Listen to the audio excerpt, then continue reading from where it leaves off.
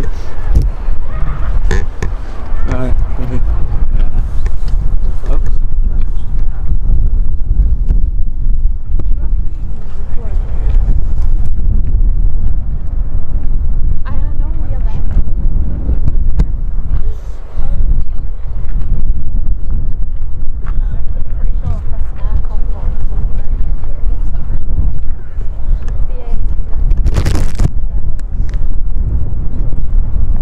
Hello, hi guys, also known Sam here. Did I ever say here? Welcome back everyone. Early, I know, actually early. I'm never normally early. I arrived here somehow faster than usual. I know it's really out of character, but yeah, welcome back. I think I've solved the issue with the, it's something to do with the keyframe intervals. It was set at 4 and 0 is, oh, is it going to rain? is auto, so I've kind of set it at 2, so kind of like best of both worlds kind of thing. So Dad's just gone to get a hot chocolate for me. Yeah, KLM, and there's a Etihad and the taxi out. Yeah, welcome back. Weekend, isn't it? It's the weekend. It's got all this. Yeah, I'm just checking everything's okay. I'm just going to put that up because I've got the slightest suspicion it might rain. So yeah, welcome back. I'll read some of your comments. I think it's just 413 and thingy at the minute, so I don't think I need to worry. But there you are. Tell me if the picture does mess up again, guys. I think the one of the, because it is cellular data, one of the masts are down at the minute at Manchester. So not too bad.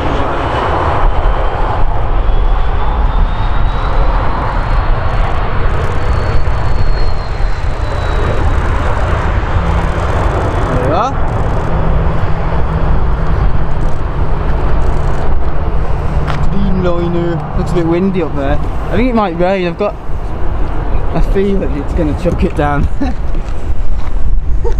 Yeah, it is going to chuck it down. I've just looked at the cloud behind me and it's, I think it might. Just what do you think? I don't know. It might. That does look like a rain cloud. I can usually tell nowadays. What am I, a bloody weather forecast? Yeah, I've got a British Airways coming in. Yeah, I've missed a 757 by the way. That's it. I've just missed a 75. And yeah, I'm gonna try and stay for the thingy, whatever it's called. That Saudi livery. It'd be great if it's focused. Why can't that focus? It's a moving object with a light on it. Oh, there we go.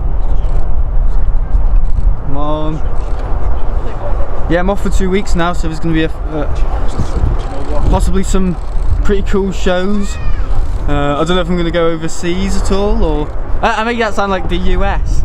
Lanzarote, I don't know. I'm just going to look at the prices at the moment.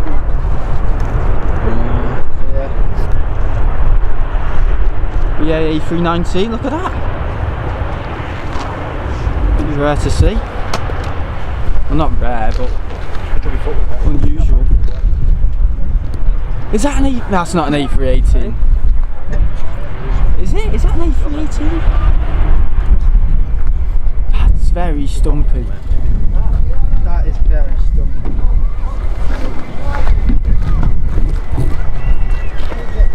What the? That is, yeah, that is extremely stumpy.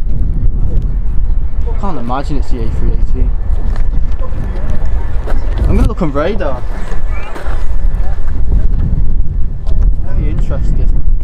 They said it wasn't gonna rain.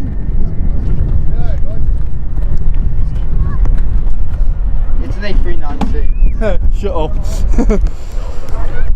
I don't think I've caught something special. I just haven't.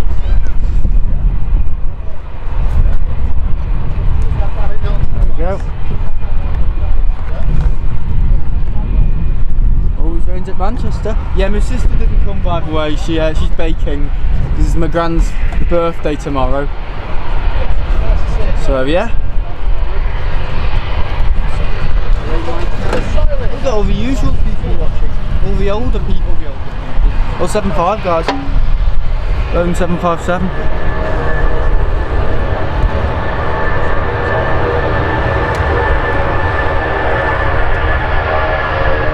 Yes, baby.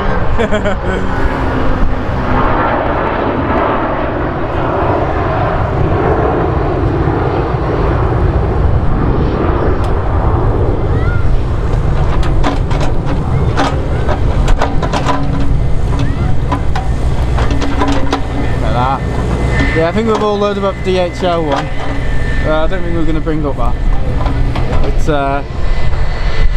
It's not the pilot's fault. I don't know who was blaming the pilots, but whoever was, they can. What's going on there? Is it just my awful panning that makes me think of?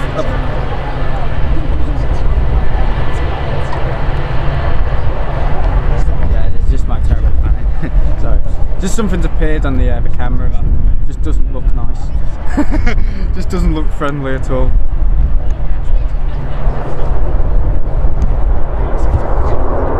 It's quite cold today. It's like 3 degrees.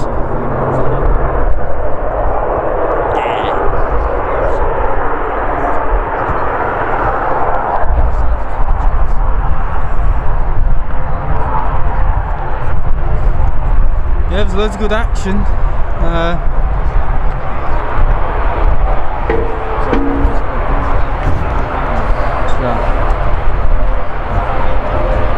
There's also a viewerling in a special livery, as well as a Brussels as well, in the Belgian Icons livery. So there's loads of awesome stuff.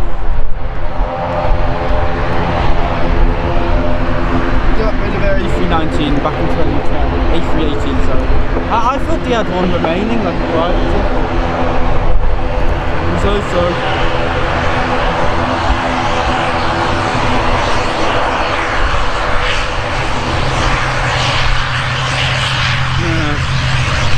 I don't actually know if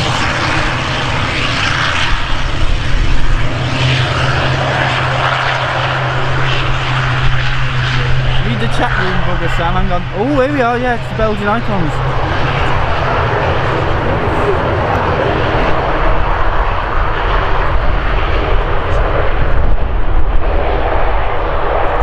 Another great livery. It's funny because we saw the Tomorrowland livery on Thursday, didn't we? But taking off. Was that Jesus himself?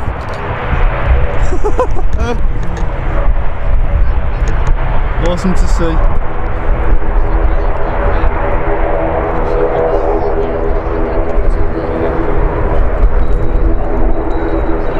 Nice livery.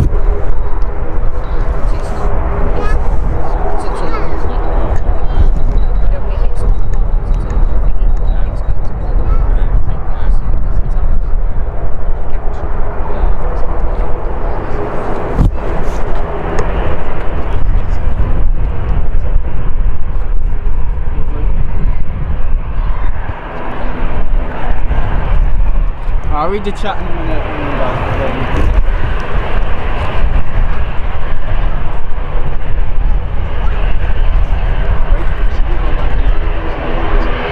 It's the summer routine.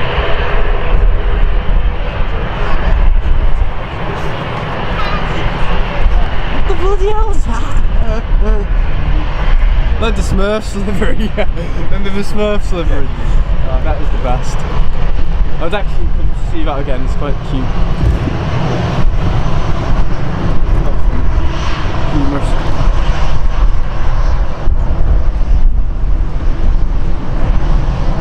Alright fella.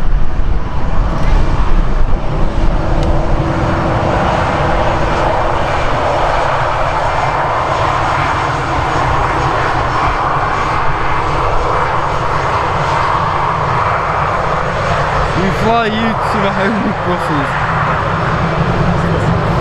Oh, Burgel, so not Brussels. Where did that tap go? Oh, there it is. Where did it go?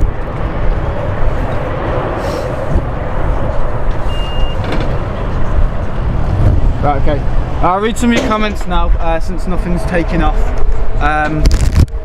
Yeah, tell me if a picture breaks up because it's important. I'm going to check a few things. Alright, okay. So I'm still at my granddad's, so I will have to go in the next half an hour, but I will join back, okay? Who else have we got watching? How come it's Etihad taken off at, oh, because it's the summer routine, that's why. Nice time to tune in. KLM 747. Yeah. I don't know if it's gonna. I don't think it's gonna rain. Sorry. I don't even know where I am. I was looking like somewhere there. Where's the camera? 108 people watching. So, yeah. Yeah, it's going to be a good stream. It's just very cold. I didn't know it was going to be this cold today. So, not unprepared, but I took my time with setting up today. You can tell because the tripod's all fine. Are you waving? Hey!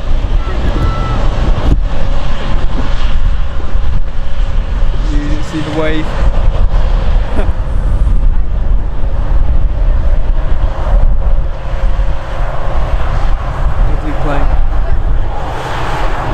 I do like the Embraers, I've got a bit of a thing for them.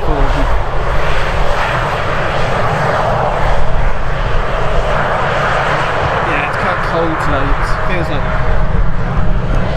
minus or something.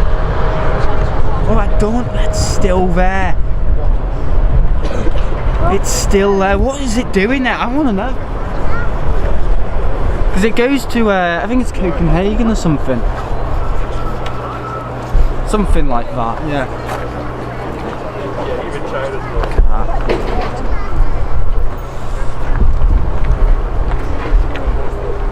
It's pretty interesting. With the control tower still here, obviously. Never disappears.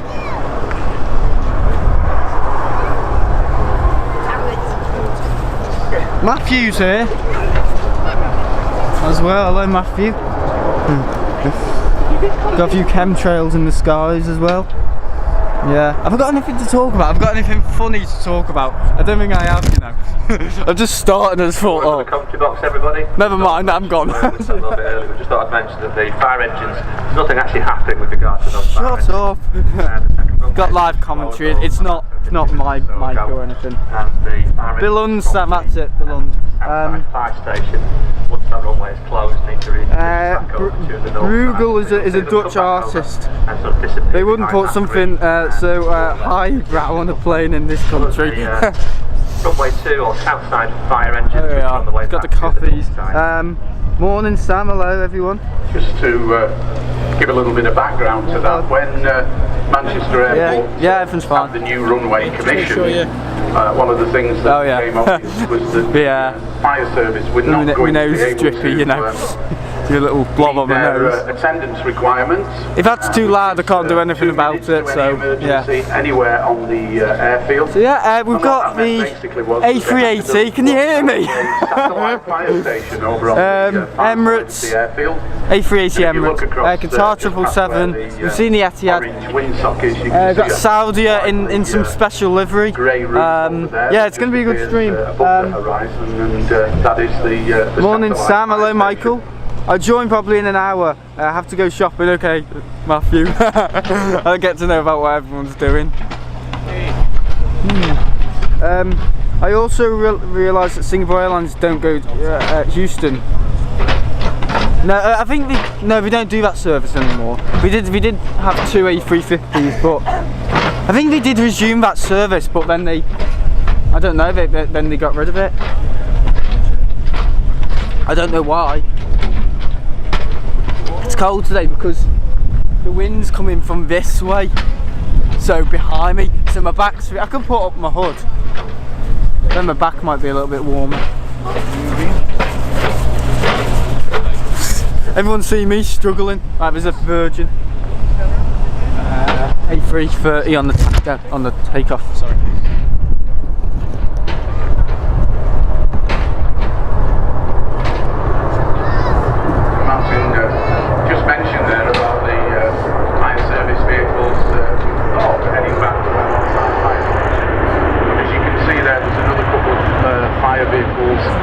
Waiting permission to cross the runway, and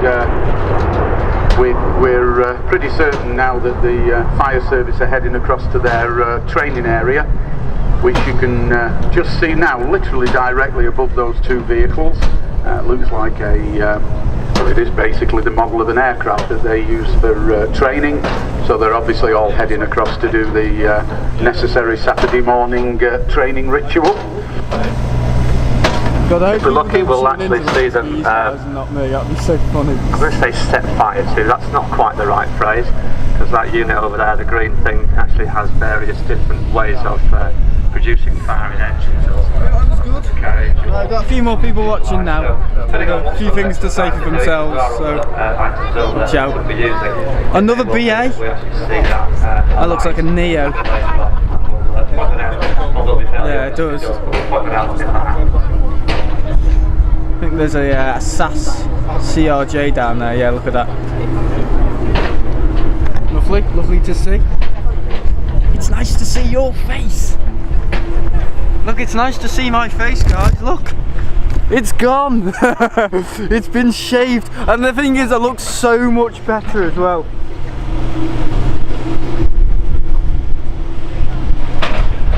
Morning, Sam. Hello, Michael. Hang on, I've already read that comment. Well, don't have anything like this where I live. I would be there all the time. Well, the quality is so good, better than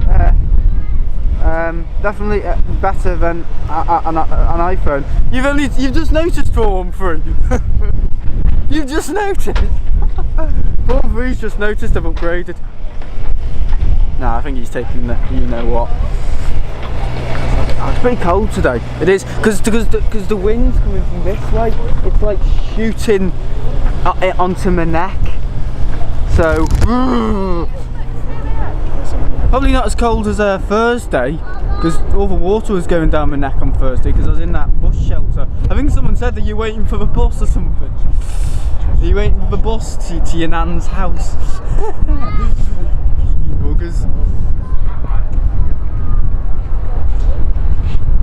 The aircraft just touching down here is British Airways Airbus A320 Neo, one of the latest offerings of the A320 family from Airbus. This particular aircraft has made the journey up from London Gatwick this morning. Oh, Gatwick service. Which is a reintroduction of a service that unfortunately was suspended, of course, due to the COVID-19 pandemic. So it's I'm literally nice using my thumb for the panning. Services here at Manchester are beginning to pick up. We are now, of course, into the summer schedules. Hence why, for those of you who were here earlier this morning, we were actually on what we call dual runway operations. I missed that. Don't worry, guys, I will be there for the runway 23 right, which is the one closest to us that's in use at the moment, and runway 23 left, which was the second runway here at Manchester, commissioned in 2001, and that's located, of course, on the far side of the airfield. Runway 23 left, it's like super skinny. I don't think it's as wide as 23 right, but it's like super skinny. Great runway. Great runway to get on. To get on. Not to get on, I mean to fly on. To take off on.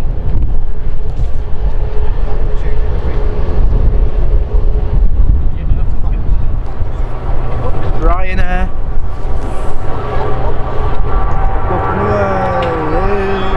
So the Ryanair 737 there, just departing outbound to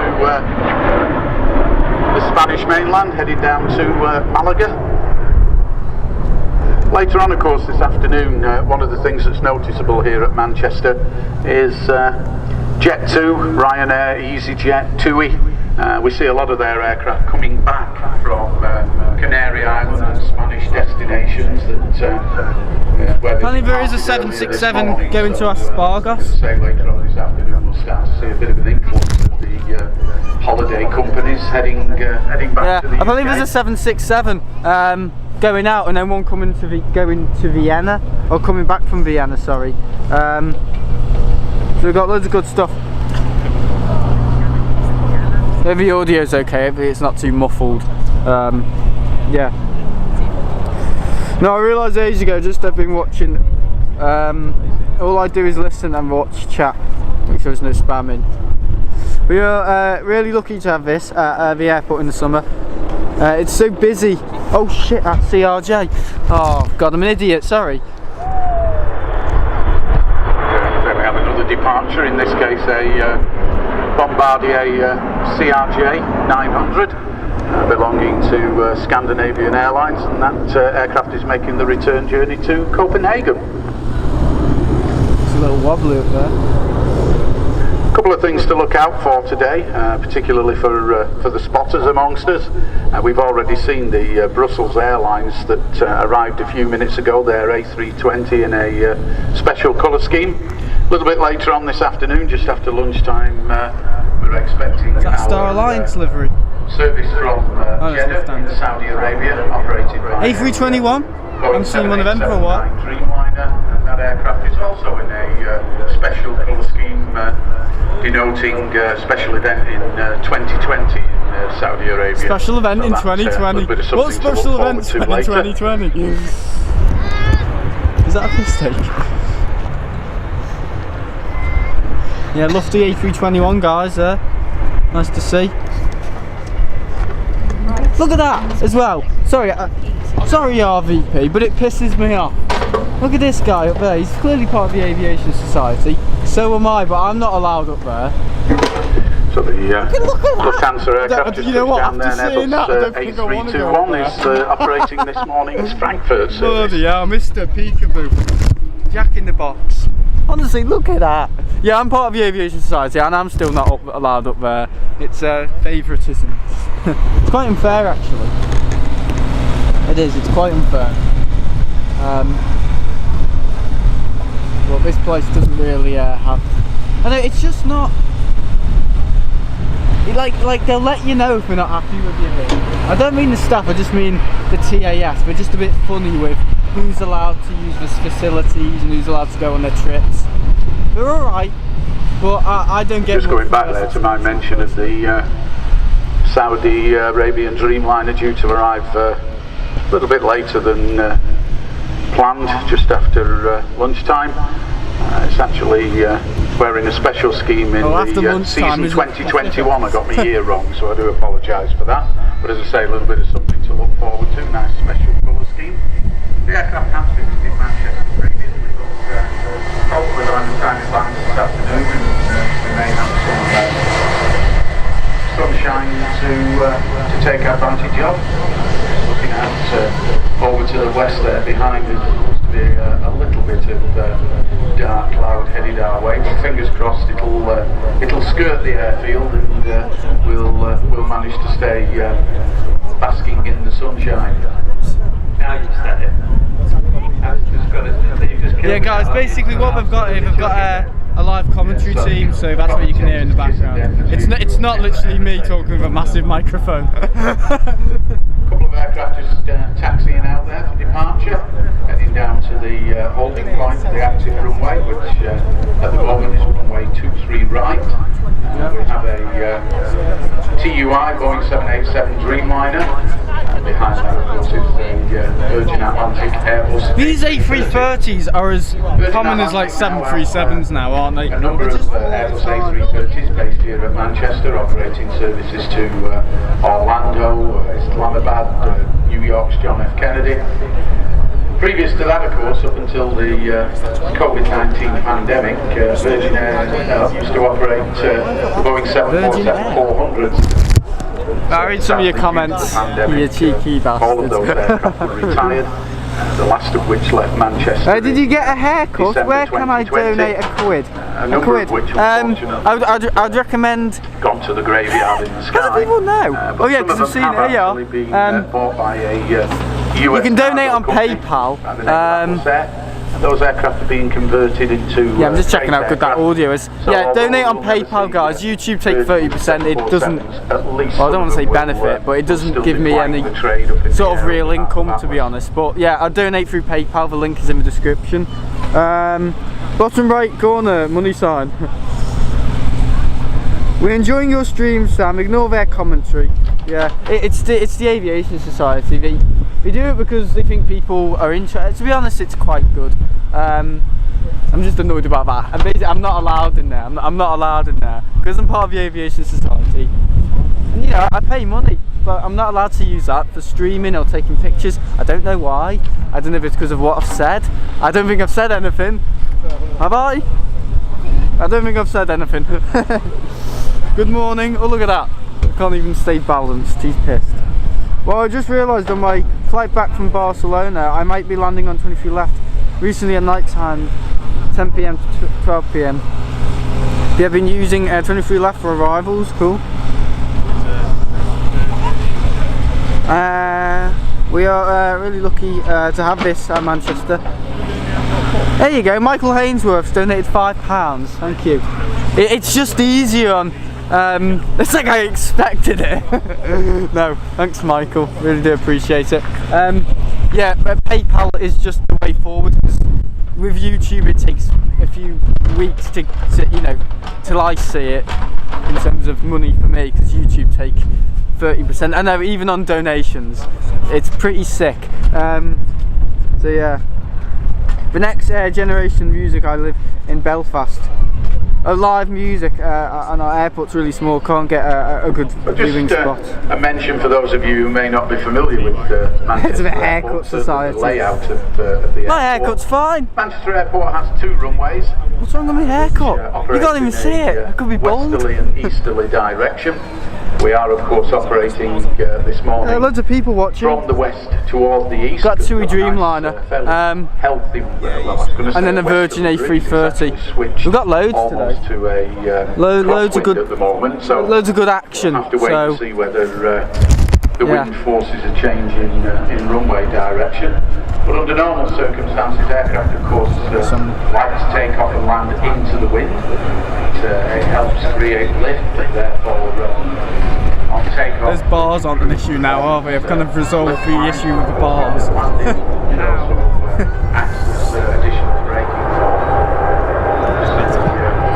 TUI 7878 Dreamliner there to lift off. Is that the Eddie one? Or is it Living the Dream? And that aircraft is, just looked at the departure location, that aircraft is headed for Melbourne. But before anybody thinks that it's flying all the way around the world, it's actually headed to Melbourne in the USA. A little bit confusing there for...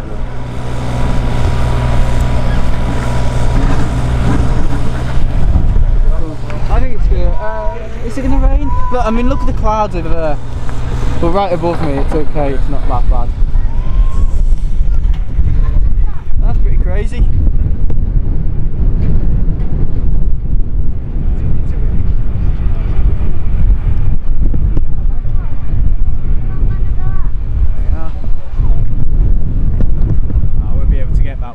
Yeah, it's windy now, that's normally a sign of the rain. Back to usual weather. There we go. There's the 330. I don't think we've got anything on the taxi out. I'm just trying to look at arrivals. I need to see a picture of you in that. I don't want to see you wearing that. Alright, see you later, Form 3. Hope see.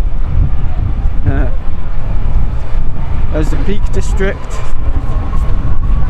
Oh, these bloody bars. As soon as I say I think I've resolved it. There we go. It's just too quick to focus. Back to the TUI 787 in just a moment. I'm going to have to get a couple of ones. Airbus A330 starts his takeoff roll.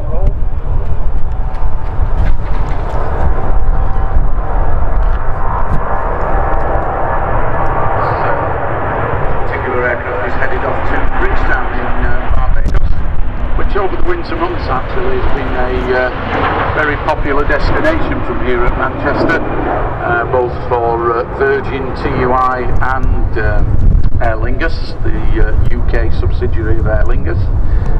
Just popping back to the TUI 787 that Tukov said was headed for Melbourne, but not the Australian Melbourne. It is in fact the third airport, would you believe, in Orlando in Florida.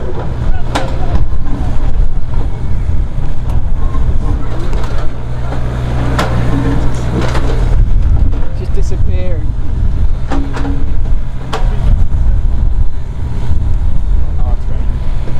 A little bit. Not much. I don't think I'd call that rain.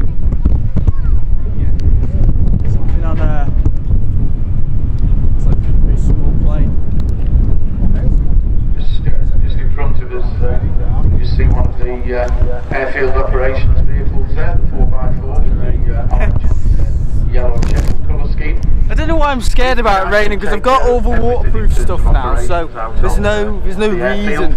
I'm just going to close my bag because that's all of the lighting and instrumentation. Yeah, I've got 300 people watching. Bloody hell! What do you think? It's gone. It's been shaved. I gave it to charity. To be passed on to incoming. Look in your pocket, guys. You might find it's there. Hang on, this is a stuff. Head out onto the airfield to make sure that those necessary repairs. I don't think it's going to rain much.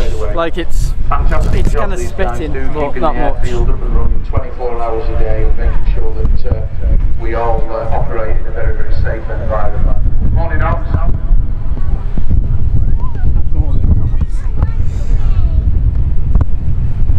And just landing is well, like I say, our first business jet while we've been commentating. It's HA420 Honda jet, just inbound from Honda jet. Listen to that. Look at the little engine on the back.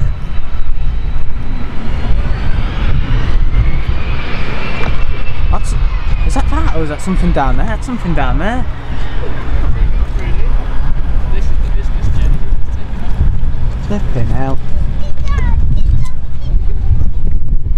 That is very small, isn't it?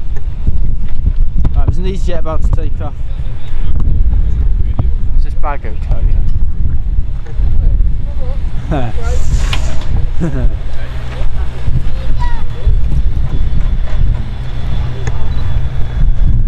Only thing is today, it's quite cold.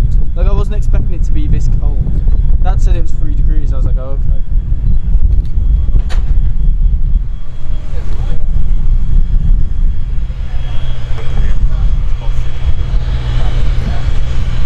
Look at the pylons! Look at the pylons! Look at the pylons! Oh my god! I've never seen a plane with pylons like that before. That's so weird. Martin and I were just discussing there what an unusual design the Honda jet is. Most business jets, of course, have the twin engines to the rear of the aircraft. But in the case of the Honda jet, you can see those engines slightly further forward and are actually supported on the wing, which is a most unusual design. And ironically, as that particular executive jet taxis in, another one, guys. Another executive jet there taxiing out for departure. Executive jets here at Manchester in the main park on what's known a lot of private jets, aren't there? Aviation, which is hundreds. the business area here at Manchester, located just behind the green engine test bay, basically underneath where the large control tower is. Little scribes. Let's read your comments. Travelling on business, or shall we say, some of our celebrities. I've just called about 300 people scribes. Meaning that they don't have to. Yeah, this is the RVP, as you can travel see. Through the airport itself. They will arrive at the Signature Aviation offices, etc. Pass through the customs area there onto the Rhino about to take off. Look at the state of me. Look at this hood isn't even on properly. How the other half live.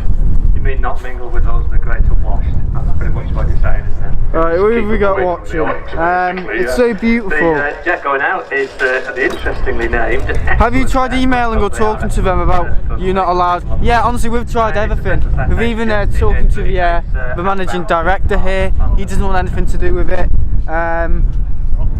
Some woman called Debbie Riley or something. She doesn't want anything to do with it, but she wished me the best of luck. So I suppose that's a nice thing. But it's, I mean, the thing is, I don't think it'd really bloody benefit me, to be honest. So I don't know why I'm moaning on about it. I think it's just the fact that I've been refused the offer that I'm pissed off about. But I can't do anything about it. I'm in Melbourne. So actually, we may have got away Honda with it jet. in terms of the shower that's just passing by. Everyone's saying that. Everyone knows each other. Hope you all well today. Hello, everyone. That one's gone. What time was the Aer Lingus? But it does mean hopefully. Arrival. That was this morning. We're going to get to departure. Opportunity we have to spot some of the high-level overflights heading across to the US and Canada and Caribbean, to destinations all across Europe. Manchester is very well placed in terms of high-level overflights, sitting pretty much smack bang in the middle of the UK. We have a number of the upper airways that pass directly above Manchester, heading from east to west, from locations across Europe, places like Frankfurt, Munich, Warsaw. If you live in London, London is in the middle of the UK is Hounslow. And then of course we have the look at the sky. south to north routings, aircraft coming up from Paris and Heathrow and Gatwick, again heading out across the Atlantic to destinations in the US. So if we do pick any of those up, we'll give you a bit of a shout out, and you can squint up into the blue sky, and hopefully we'll be able to tell you what they are and where they're going. See, I don't know why I'm upset about it really, because it's got nothing really to do with me. Oh, that's gone dead quiet. Yeah, about the commentary thing. I mean, it's just. I mean, they've got it there, and it's got like a little hatch, so you know you can take your pictures. But honestly, it's just. I don't think it'd benefit me, to be honest, and I don't know why I'm moaning on about it, because honestly, we've spoken to everyone from the Aviation Society and they've refused. But I am part of the Aviation Society, so it's kind of like, well, you know, it's kind of like you're kind of like in the tribe there. Best of rail all-time fun show. Okay. Good morning, my love. How are you? Everyone knows each other. They're not saying hello to me. They're saying hello to each other. If you want to get involved, just ask us some questions. Want to shout out for anybody? Sam, you keep doing what you're doing. Please don't become like the Ka-Ching twins. Your channel is entertaining, informative, mostly funny. On Twitter. Thanks, Maverick. Send us a message. Just use Twitter and use the hashtag of RVP. I'm a little hungover. I went to my nephew's 21st last night. If it ain't broke, don't fix it. What are we talking about here? Oh, that's that private jet. Oh, there's no point in getting it. It's all the way up there.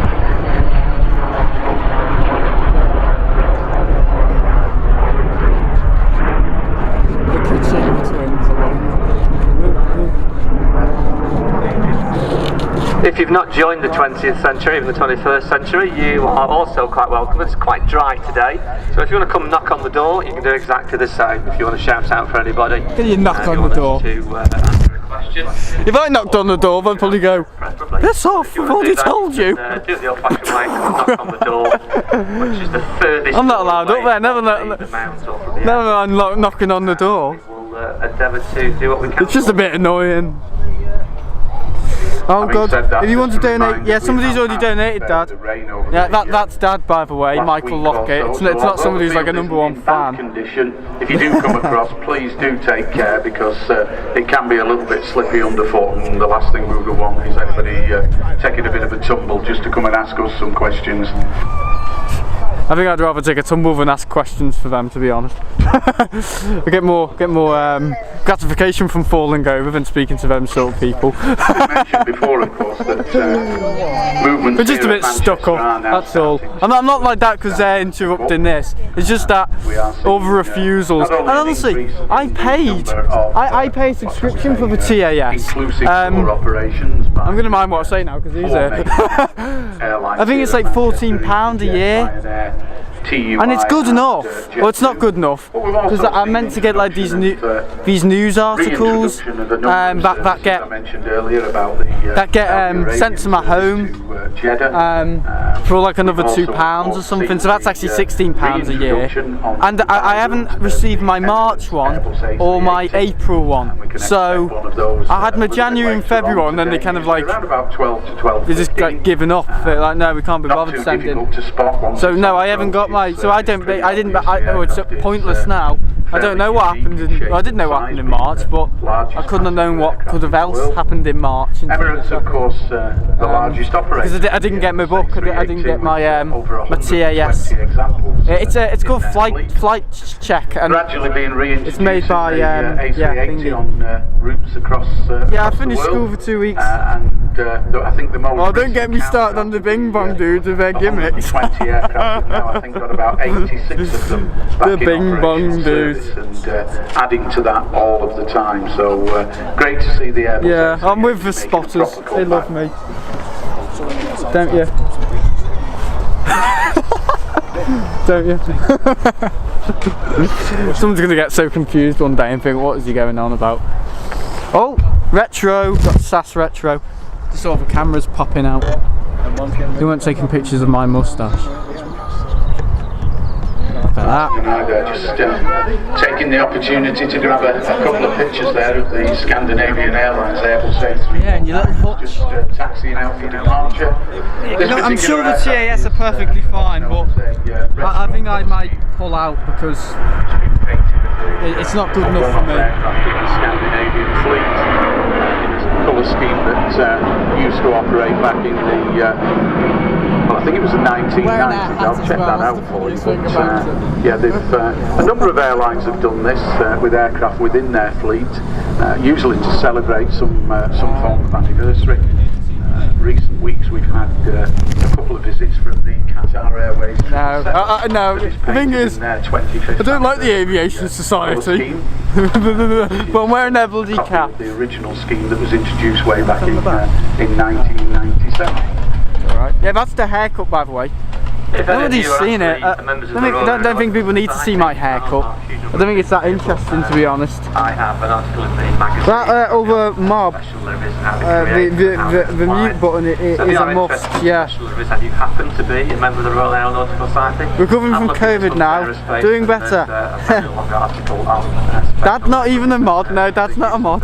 Yeah, I finished for 2 weeks, so there's going to be loads more streams. Martin and I were discussing. I'm going to do one from Southside in the morning because new colour schemes and how long it takes for aircraft to actually. I think we're going to do a scaremonger or something. The Lufthansa Airbus A321 that arrived. It is annoying though, isn't it? It is annoying. What is now I like coming here in the week, you know. New colour I think the week streams, I enjoy week streams better than weekend streams. Not because I'm in my uniform, just because you don't have that, you don't have all the. Actually indicated. I was about to say all the kids, but there's no little kids. In the new colour scheme, it would take between 5 and 6 so years. You know, it's. So you can appreciate that. It's just nicer at the weekend because it's none of this faff and stuff. It's just kind of you and the planes.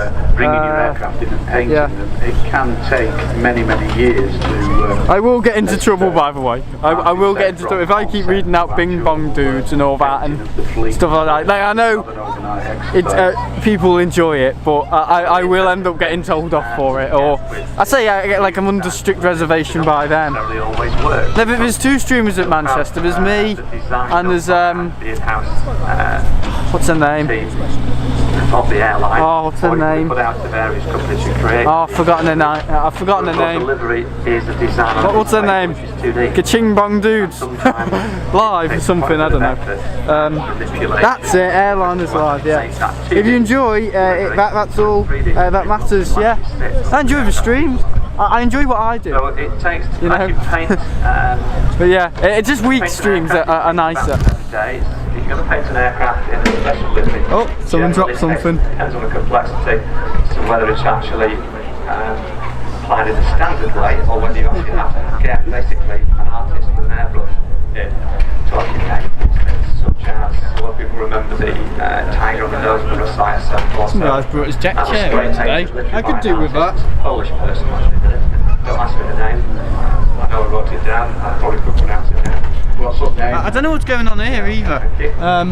And it takes about another 9 or 10 days on top of the standard 7 days to actually paint an aircraft in a special livery. What's he doing? So it has a number of impacts that clearly it's going to take a lot more money to actually paint. He knows I'm filming him. But not only that, he knows I'm filming him. Go on, mate. More than twice the time it would normally be out of service, and therefore it's not earning any money because an aircraft that's sat on the ground, not flying you and I around, it's not earning any money, and therefore accountants will class that as being costing them money. So there are so many different factors to take into account when you actually paint an aircraft.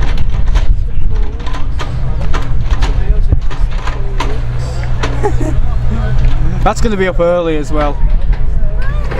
I love seeing all the retro stuff. We've got a special livery day today, I'm going to call this stream.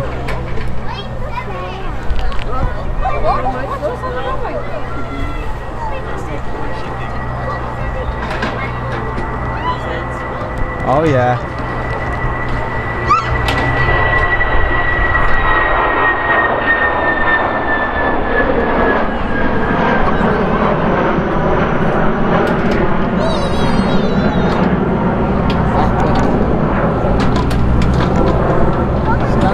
Just returning to the subject of airline colour schemes, of course, there are occasions where, despite the best efforts, these things don't actually work. No, despite my efforts, they never work with the Aviation Society. Back in the late 1990s and early 2000s, I'm going to stop harping on about it. There's no point going on, because I'm never going to get up there. The only way I'm going to get up there is if I climb up. Oh my god, there's a tractor. Look at this, guys, there's a tractor. And these were from artists all over the world. There was a famous quote from Margaret Thatcher. She visited British Airways headquarters at London Heathrow, and as she walked into the foyer there was a Boeing 747 model that was painted with one of these tails, and she actually took a tissue out of a handbag and she covered the tail and she said, "We fly the flag here in the UK, not these ridiculous things." And within 2 years of that statement, all of the aircraft had been repainted in what is now the new British Airways colour scheme. So it just shows that despite best efforts of designers, sometimes there are occasions where these things just do not work. As a photographer, a particularly useful thing to get all of a sudden made British Airways there. Yeah, that's a new toy you've got now, the RVP. I think it's £9 ago, where kids can drive around on tractors. Yeah, it's a great idea actually. At that time, it's called Chatham Dockyard livery. It was actually one of those. Chatham Dockyard livery. The Chatham Dockyard livery is basically that livery. So the current British Airways livery. As it happens though, there is a slight change. One is now called the Union flag, and they actually very slightly altered the design. They made the bands of the flag just slightly wider, and they I think a retroplane's a classy too, Ellen. The crest that they used to have on British Airways aircraft to fly to serve. It's building a new tower for you. Yeah, my tower will be 10 times bigger than that one. And guess what? We'll have people allowed in it. We won't. It won't be like North Korea. We'll allow people to come in if you want to say hello. It's just more openness, isn't it, on my stuff? There's a lot I've realised that with being a smaller channel here, is people appreciate you more, which is funny. Which I don't know why. But second of all. I say the bigger guys because they're not big. I mean the people, you know, the big cameras and stuff. They absolutely despise you because they see you as like almost like vermin. Like, oh, he's not a serious plane spotter. It has to be taken seriously. Who says it's taken seriously? I mean the big guys with the huge cameras and stuff, and you know, like these people who literally take pictures and then put them on print. Like, yeah, their work's fantastic. But they're very one-dimensional in terms of how they think. I know how some plane spotters are. The older guys are very respectful. Some of the younger people, as you can see, you know, like stuff like this. But a lot of the people in the middle, with a lot of the big cameras, they're just very. They don't like people like this. I know they don't. Not all, but I know a lot of them just. They do their own thing. They're very one-dimensional. Yeah. How long will you be live for? Airbus A319. 3 weeks. No, about 2 hours, something like that. I'm just checking something like that. Air France actually use a number of different types of aircraft on the Paris Charles de Gaulle route, of course. Has it been an hour already? Load factors in terms of 50 minutes. Passengers. Saturday morning not normally as busy as the weekday flights, but they have used the. I think the quality, I don't think I've had any dropouts. I think I've solved it. It was to do with the keyframe intervals, because there's like I frames and B frames, and when I frames don't meet up with B frames, and there's like a dropout in connection, which was happening on Thursday and Friday. Basically it's cellular data. It happens. Basically it's just showing you like it's just kind of guessing the next frame. and because it's live, it basically distorts the image. And so it's something to do with B frames and I frames and with keyframe intervals. It's quite complex, but I read up about it. Kids watching the stream behind you, are they? Are they?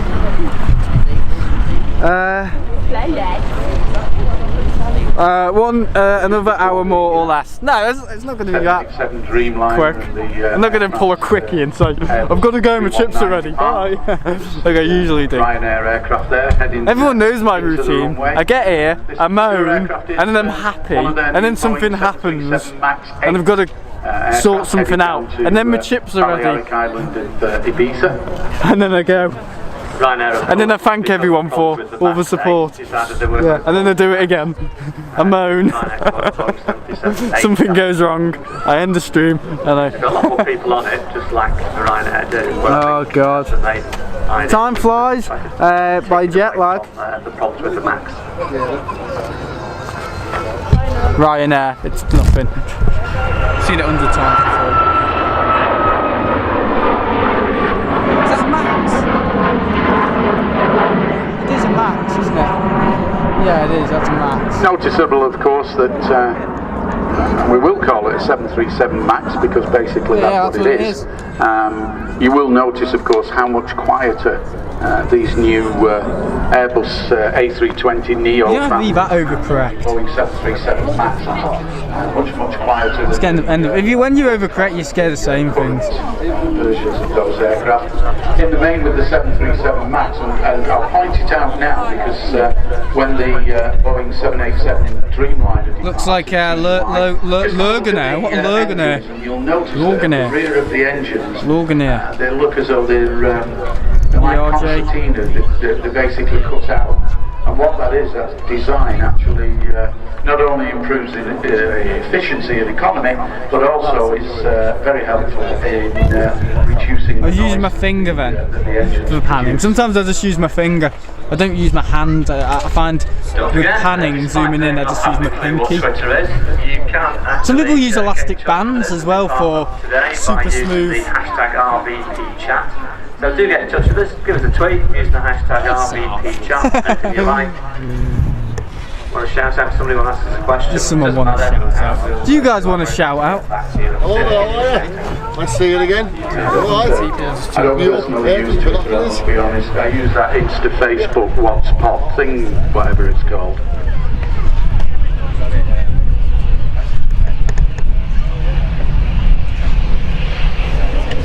Aircraft in front of us, another Embraer regional jet, in this case a Embraer 145 belonging to Loganair, Scotland's airline, and they have increased their services massively in recent months, following, for those of you who remember, the demise of Flybe.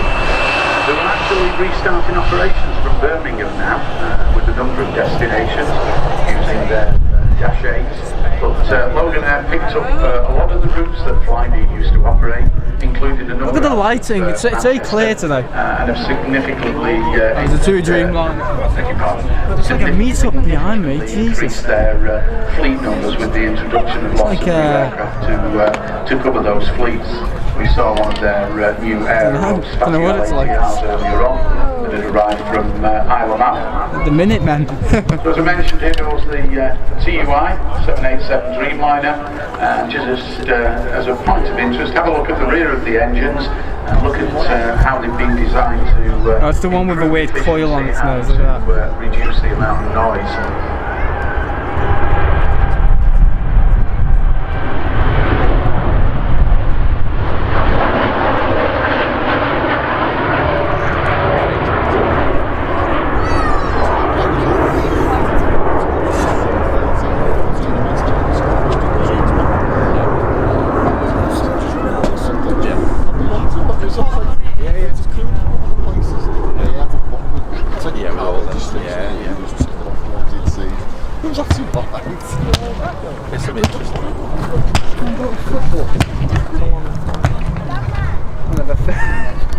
I thought someone brought up bloody football. No frisbees, kites or drones. Yeah, they sell drones in the shop. Come up to our house, could you? I've got quite a few loose flags up on our patio. I pay well, and I brew up. I'm good at brewing up. And I've got a radio as well, because there's no professional worker who doesn't have a radio. You're live streaming? Yeah. What's your channel? Just look up Live Aviation at Manchester and you should be able to find it. Oh God! It's just easier than saying. Very expert. What? Oh, what's that? Is that Air France, isn't it? I've got a few. Yeah, it's going. If you like, it is. It's like zooming in and zooming out, so I just had to speak to someone. I think it's 70, but we're just trying to decide which one it is. There's definitely an elevation. I think it maybe, they think it's 65, I think it's 70, but we'll see. Certainly one of those sorts of ages. We're going to have a little Google just to double check. We've also got the longest domestic service in the UK, which starts way up in the Highlands and ends down It's our in the UK. triple, just gone over the top of my house, landing at Perth, Australia. What? They also have the shortest scheduled flights in the world. The subscriptions will go up, Sam. It's not the subscriptions I'm worried about. I'm just worried about views, and if not views as in views. I'm talking about airport views. I'm making that very unclear. If you guys say like you know, for example, the bars now, I can't really get any better. I mean, yeah, I can stand on the blocks. That's going out already. Yeah, I can stand. I can stand on the blocks, but normally there's people on there when I arrive. So, yeah.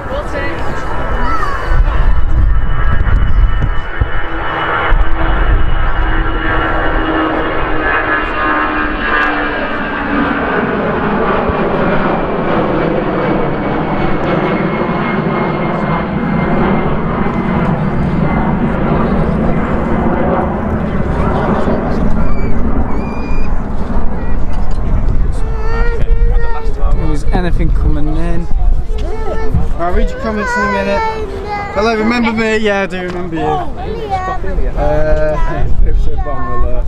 Yeah, it's just to do with the shots and stuff, and these bars are sometimes in the way, and that's the only thing. That's the only reason why I spoke to them about, oh, can they use the tower thing, because you know, I wanted to get the best view for you guys, but they said no, and you know, it's not because of me, it's because I want to get the best view for you guys, because I know sometimes when it's busy like now, I think the A380 is about to come in or something.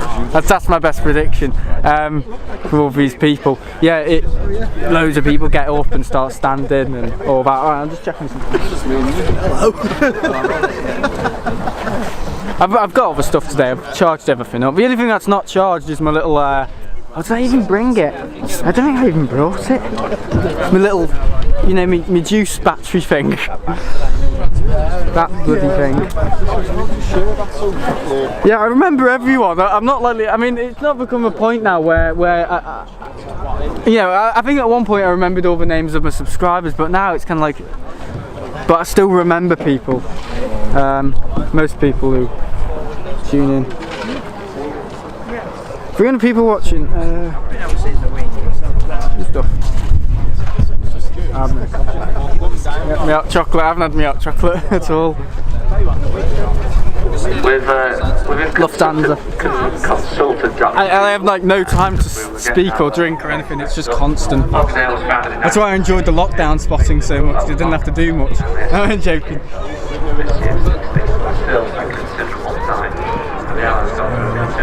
Changes, liveries and aircraft. Still old fighting.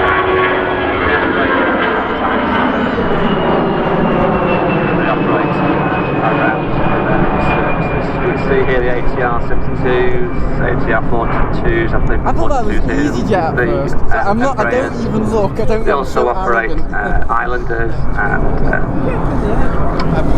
Twin Otters as well. Couldn't get the words out. The DH, de Havilland DHC6 Twin Otter. Yeah, it's just that. I just wanted to get in that. They also operate some of the air ambulance services on behalf of the Scottish Government, but they'll fly around in bright yellow aircraft, so they're not specifically part of the Loganair fleet. And that's probably why. That's probably why I'm not allowed in, because I shoot them. I can't really speak. When I had my moustache and all that. Like, it's funny, when I had my moustache, it all like hangs out here, look like cat weasel. It's so funny. Yeah. Puncho, remember your ears? Remember my ears? Remember your ears? I've got my ears. Oh, when they were red. Well, yeah, they usually get red in the weather, in the bad weather. Hello, new person. Hi there, love the streams. Thanks. Morning all, everyone's saying hello. I did mention a little bit earlier on about Manchester's position in terms of high-level overflights, and literally sort of going away from us here at the visitor park. There's a chemtrail heading over towards. Where is it? I'm blind. Just see an aircraft leaving a trail, and that particular aircraft is a KLM 777-300. Deaf, blind and pissed. From Atlanta in the US all the way back to their base at Amsterdam. Yeah, we'll check out the RVP and the Aviation Society. Well, just above 7 hours. And all the press and all that. Brilliant.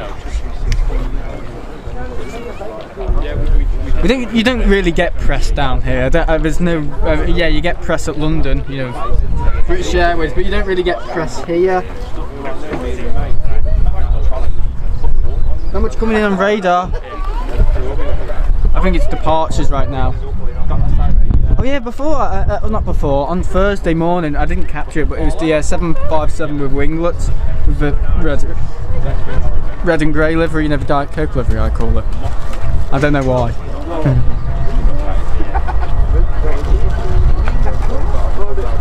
Try and frame my shot perfectly. There we go.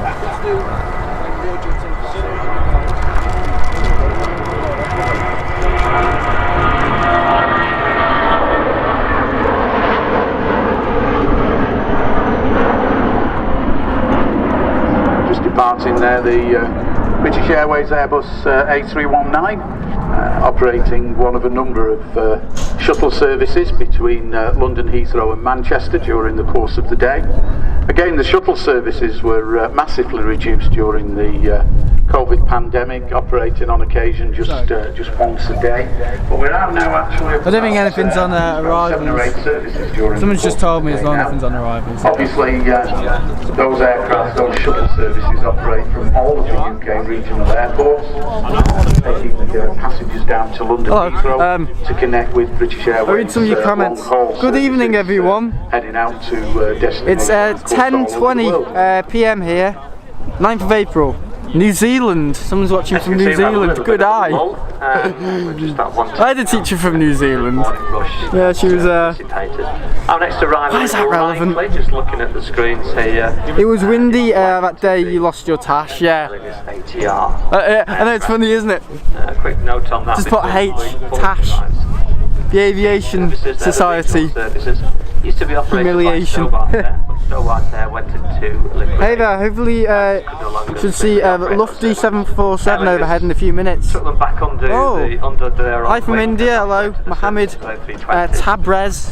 But the difference obviously between the it's currently 3:22 AM here in LA, Los Angeles. Well, people in LA watch LA flights and all that, and airline videos. I don't watch any other streamers really. I don't. Only when something interesting happens, like for example the big jet KLM 74 thing.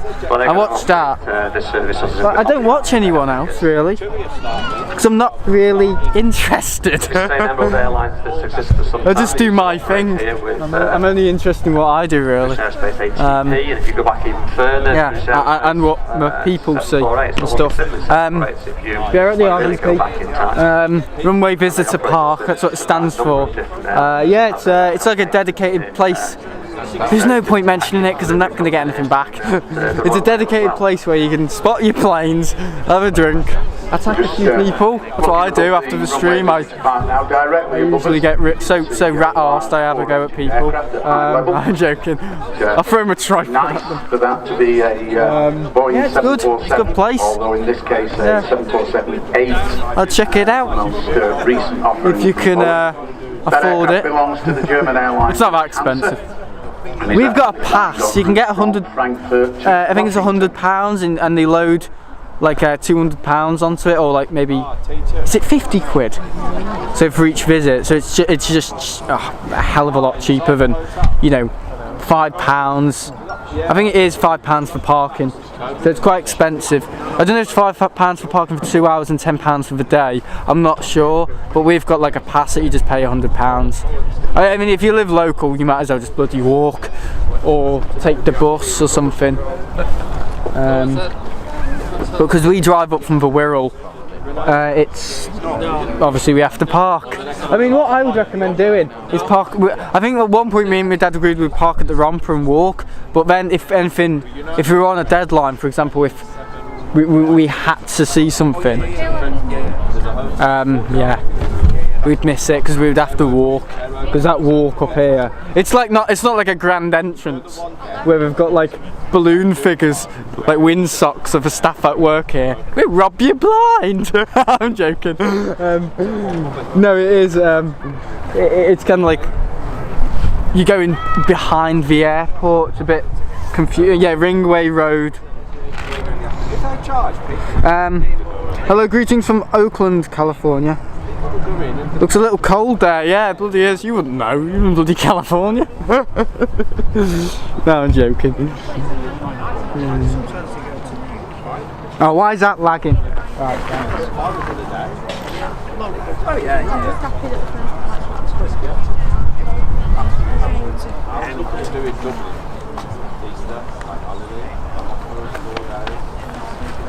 I've been resuscitated, sorry about the lagging then. It was because my computer was about to shit on me. Don't watch airline videos if you do watch LA flight.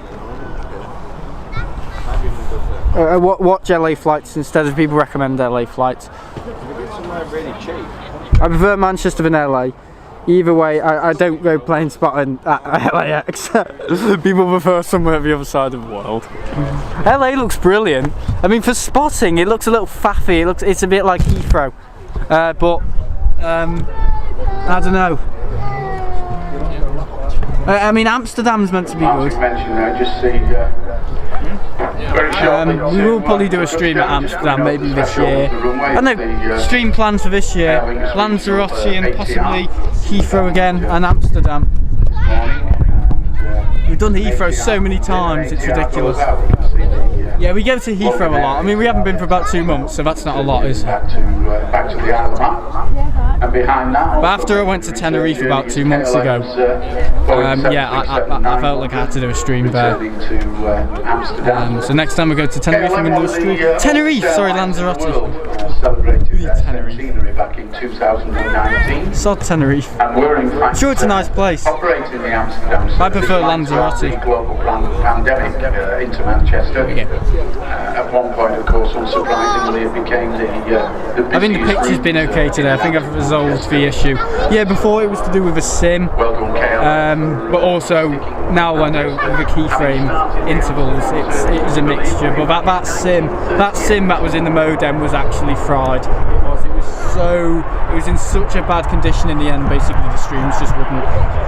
The B frames and the I frames were just. Well, it wasn't to do with that. It just wouldn't connect. It was messing up on. I had my phone connected to it as well, and I couldn't get signal.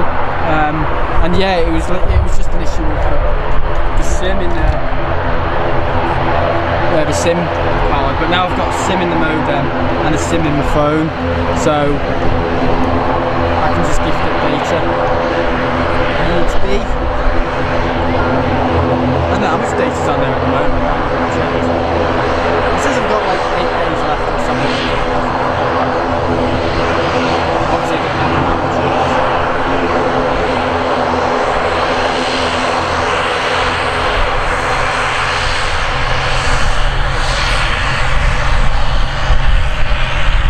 One of the things that you do notice with the ATRs, unfortunately not the quietest aircraft that operates in and out of Manchester.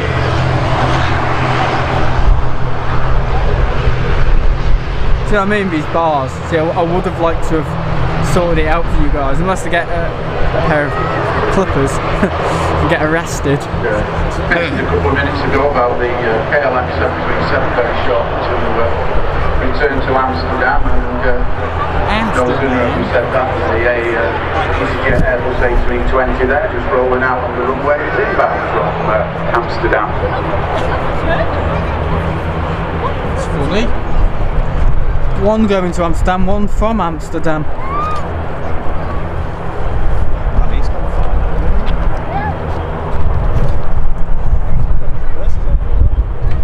Trying to shoot between these bars, it's not easy. Very valuable destination. Not going from Manchester from a lot of places. Sloan has got its own delights that we can get. But Schiphol Airport is a major international hub, and there are. I love the ATRs.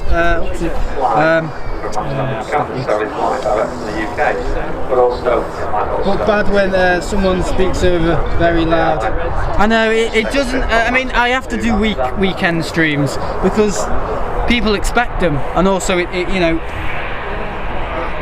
it's good. That's the best part here. But I can't do anything about how much they speak. I can't. There's not a mute button in front of me. If there was, I would use it all the time. Well, muting them once would be good enough. As Martin mentioned there about KLM and Amsterdam as a hub. When we it's like they're listening to me. After I talk about Amsterdam, they go on about from Manchester to Amsterdam, and then from Amsterdam to Sao Paulo in Brazil. And as Martin quite rightly says, it was significantly cheaper than trying to go from the UK. Won't name any of the airlines, of course, who we looked at here in the UK, but they were a tad more expensive, shall we say.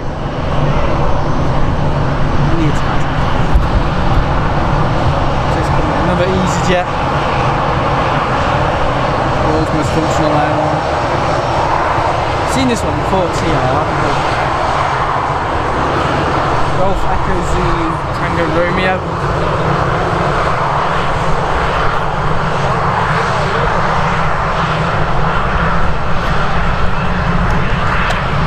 Another one.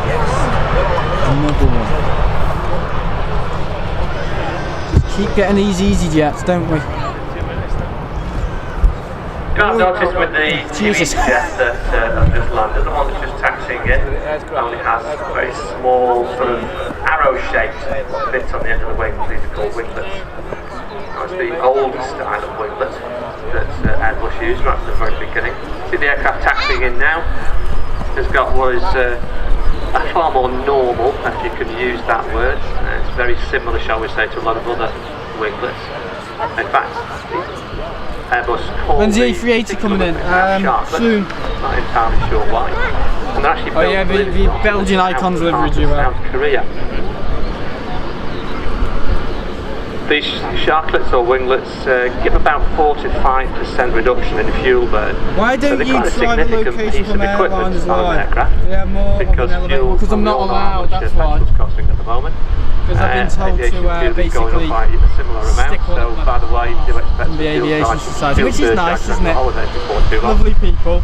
No, they just won't let me up there, so I have no advantage really. So I've just got to make do and tell people. Yeah, I'll tell people about it. If I'm not happy, I'll tell people about it. Because then you spread the word. Then you spread. I'm not here to spread negativity, but it's not good. It's not good enough. It's not nice to be that. Some people use it and some other people use it. You know, that's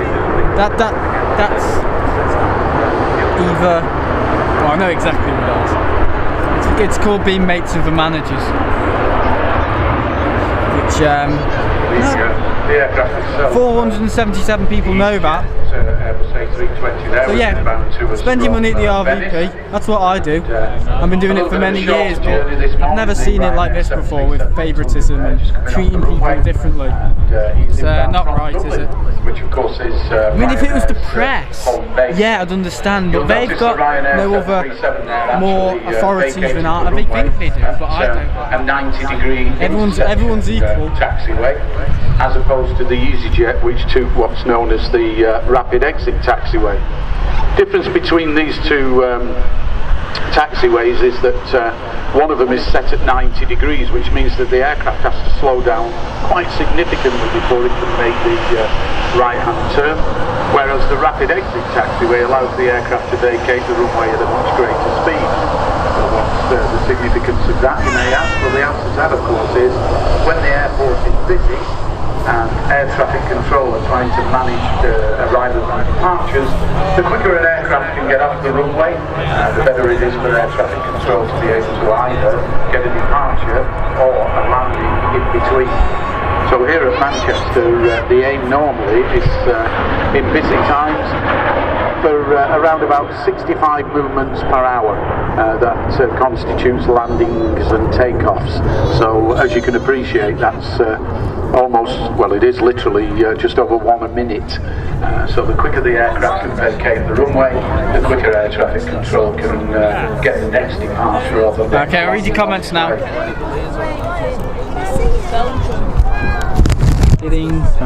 Good to see so many people doing Planespotting, because it's nice, isn't it? It's nice weather. I think I can take this off. I think I can take this off. I'm joking. I think I can burn this. Joking. The Runway announcer is so depressing. He's not. He's good information. It's just good information. It's just that all the time, and it's when the planes are taxiing past, and people don't want that. Don't forget, as I say, then if you welcome to the stream. Enjoy your stay. Want to shout out for somebody, 45 minutes for Emirates. Visit. Just give us a shout out on Twitter using the hashtag RVP chat, and we will get back. The guy was hidden. Amazing. If you do it now. Hey Sam, put a request in to the announcer. Stop talking. I can't do that. Sorry. No, I'm not allowed up there. I've tried, honestly, I've tried everything I can because it was bugging me. I know I haven't really talked much about this, but I have literally tried everything. I spoke to the manager here, he wasn't happy with it. I think back in when they had the old setup, they had,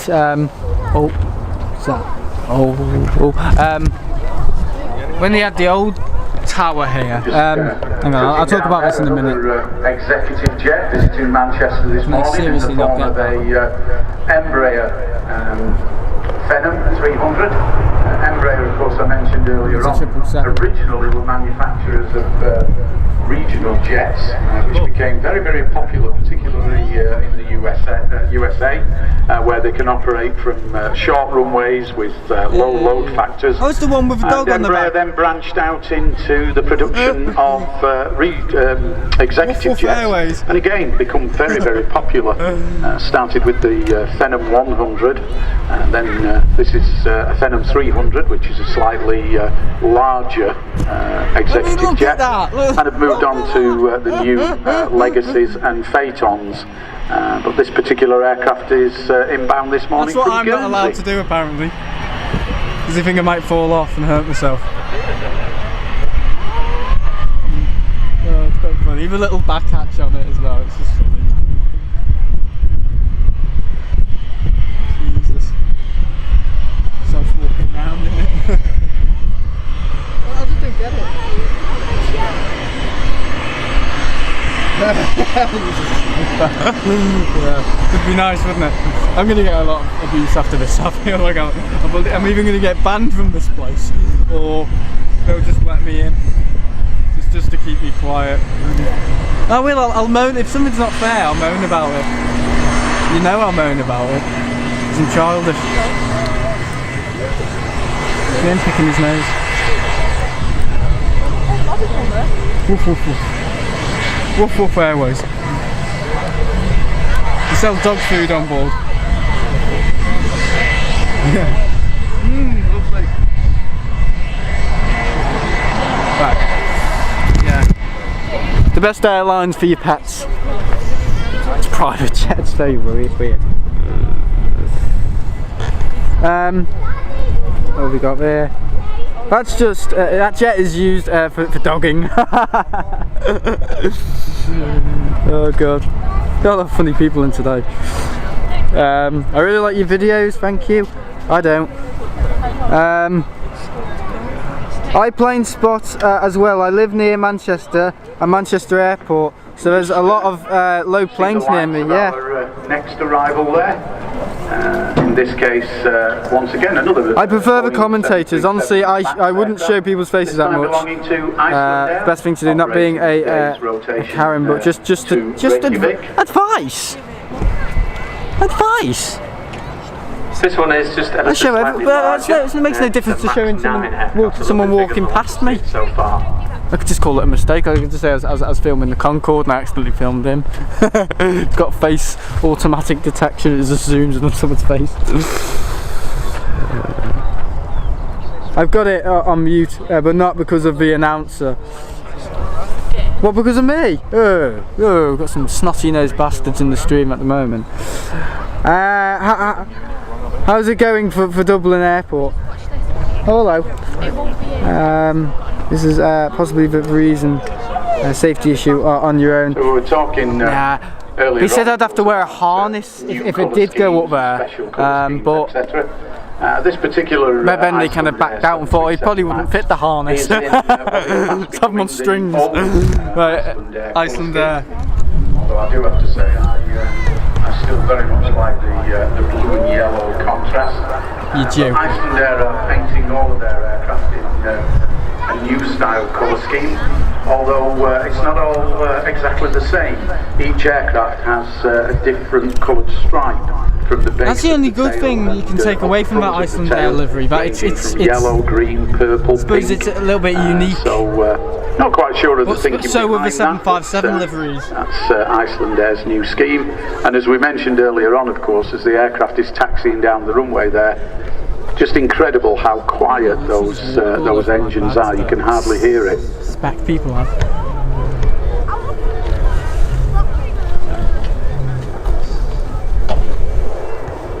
Yeah, that Lufthansa jet's pretty interesting. That's too rare.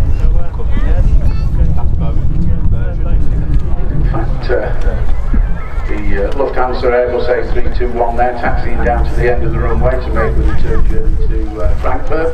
Oh, do you remember that kid last week? Oh, that's so funny. I'll tell you in a minute. Twinkling away there, just coming over Schiphol. Where are the parents? Once again, another 737 MAX, this time a MAX 8, belonging to TUI. What engines do they use? Very quiet. Which jets for the? I was going to mention when the Iceland Air was landing, but doing now with this. People often ask I think it's the LEAP CFM LEAP when the engines. aircraft are inbound on a day like today, glorious sunshine, beautiful blue sky, lovely and bright. Why on earth do aircraft have landing lights on when it's broad daylight? And the answer to that is twofold. First, it's a safety issue, because what it means is that anybody who's out working on the airfield finds it much easier. I've never known an airport to do live commentary. The backdrop of the sky. I got an Iceland Gemini Jet 737 also. Because in busy periods, of course, when there are a number of planes Alaska landed? No. Controllers up in the control tower can pick those aircraft out. Yeah, so some people have got to stick up their bum, unfortunately, in this industry. He's probably one of the big camera guys.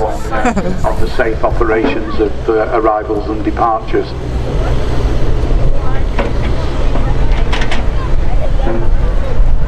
So the kid was like literally under the tripod. And once the Iceland Air taxis past there, you can see that underneath the flight deck, all of the Icelandic aircraft are individually named, and I know Martin's excellent in Icelandic, so no doubt he'll be able to pronounce the name of the aircraft for you. I can pronounce the name of that volcano.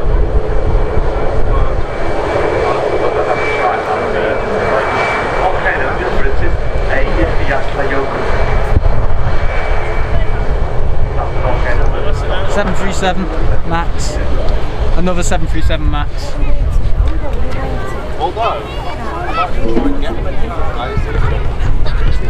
Shit. Focus, mate. I call my camera mate. My camera's my best mate because it just works. It's like a plug and play system that just works. No balls, none of that. Little Maxi, yeah. I'm gonna have to do a battery swap. Yeah, shouldn't be too long. Should be about 30 seconds. Just give us a sec. Oh, hang on, that lufty's going out.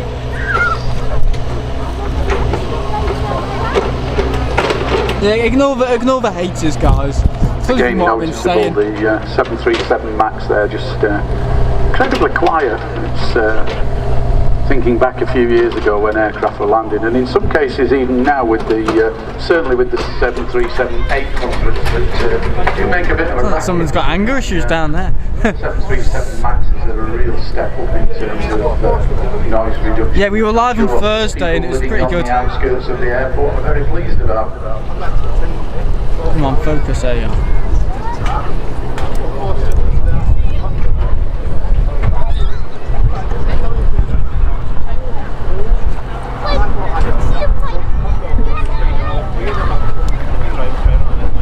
Could be early, guys. Are you reading, Dad? Are you alright? People being arsey. Yeah, there's always arse. Yeah. I'll deal with them.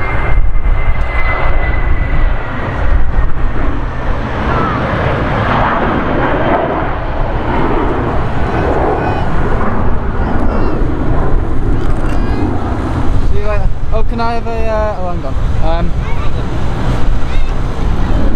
Another hot chocolate. If anybody was listening to me going on about winglets earlier on the Airbus aircraft, and you're looking at this aircraft, you'll notice that they are again different. These are called split scimitar winglets. They're not just unique to the MAX aircraft, they're on the 737 aircraft as well, mainly on the 737. I'm not going to say what I said last time. Oh, you'll also wait a minute. see just you might turn standard upturn winglets.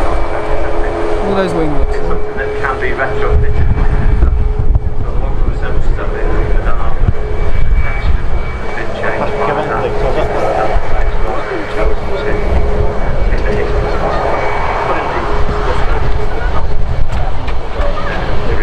Right, battery swap, just a minute. Going on the tower. Anyway, stepping aside from aviation just for a few minutes, I mentioned just a couple of seconds ago about noise reduction.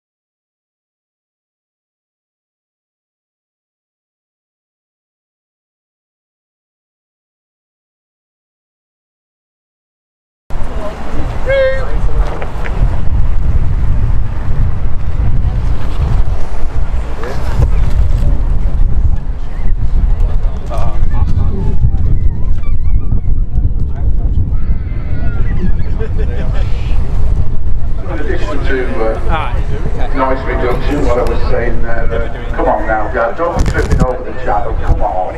I'll read your comments.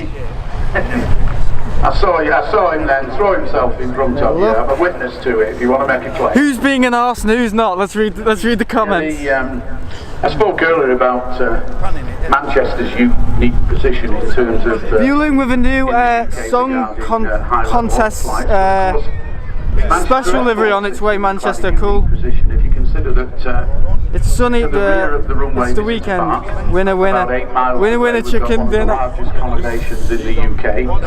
You're off down to the pub. Who's off to the pub?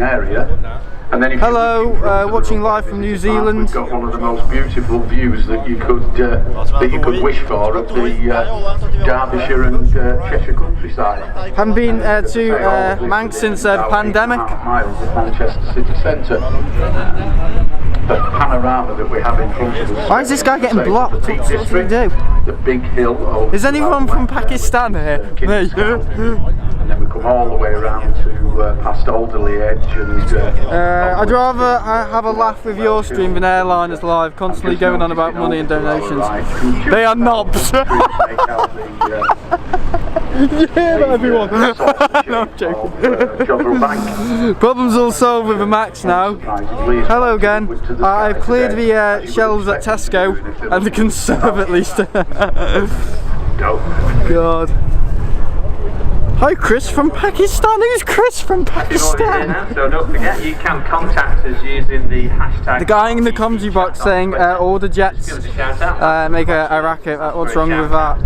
That's exactly what Paul Curley has done. He's asking for a shout out to himself and his son. Yeah, never mind about that. I love you all and leave you. Time to go. See you later. Mark Webber Webster. Jesus. Mark Webber Webster, what a name. It's like Brody Lee French, remember him? Beer o'clock in about 6 hours time. Oh my god. As bad as me. Nice to see you. If you want to pop over to Wayne, I might just have something for you. What is that? It's an aircraft APU. Don't tell anyone, but I hate beer. Hate beer. That one that guys here love the most. Never Foster's. I'm a vodka girl myself. I was drinking Jack Daniels last night in one of my gaming videos, mixed with cola. Hello, I'm back in the car, so I will stay for 10 minutes. You don't need to tell us that 413. Any heavies due? Yeah. Hi from New Zealand. I've got moderators and they're in the car. No, we've got Wattpass. Wattpass is doing her job properly today. She always does. Dylan's never here. Don't know why he's a mod, to be honest. Aircraft is touching down there is an Airbus A320neo. This belongs to a Turkish charter airline by the name of Pegasus. And this particular aircraft is inbound from Istanbul, but not the Istanbul International Airport. It's actually inbound from Istanbul's second airport, known as Sabiha Gökçen. Not good enough to be in the first. And that particular airport, which I believe is named after the first female Turkish Air Force fighter pilot, who was also the adopted daughter of the former president of Turkey, President Ataturk, who ironically, the original Istanbul airport used to be named after. Oh no, that was in the way. Sorry.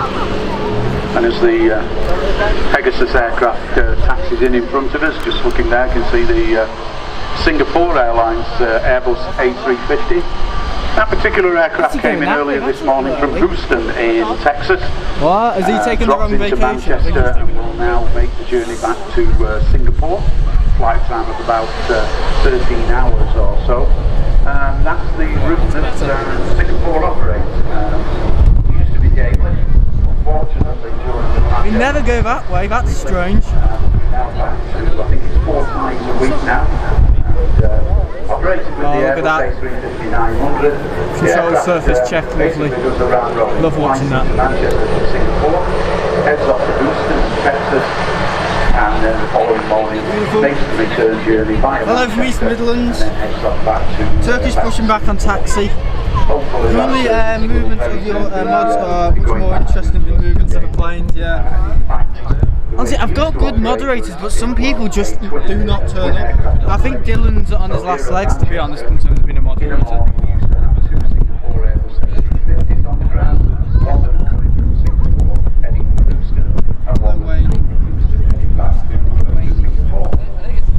Coke and no ice. I don't drink Coke at home, ever. Why it's cold in the airport, yeah, it's cold.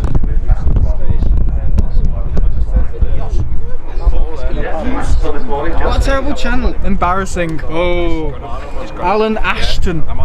Sorry, Alan asshole. No, I'm joking. Embarrassing? What's so embarrassing about it? I'm the only one embarrassing about it. I think that's what I'm saying.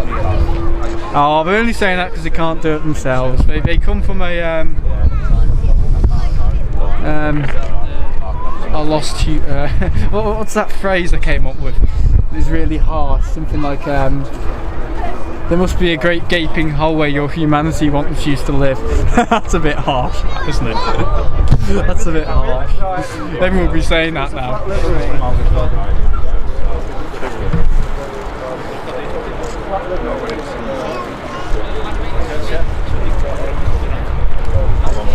That Brussels Airlines. Where is this guy going?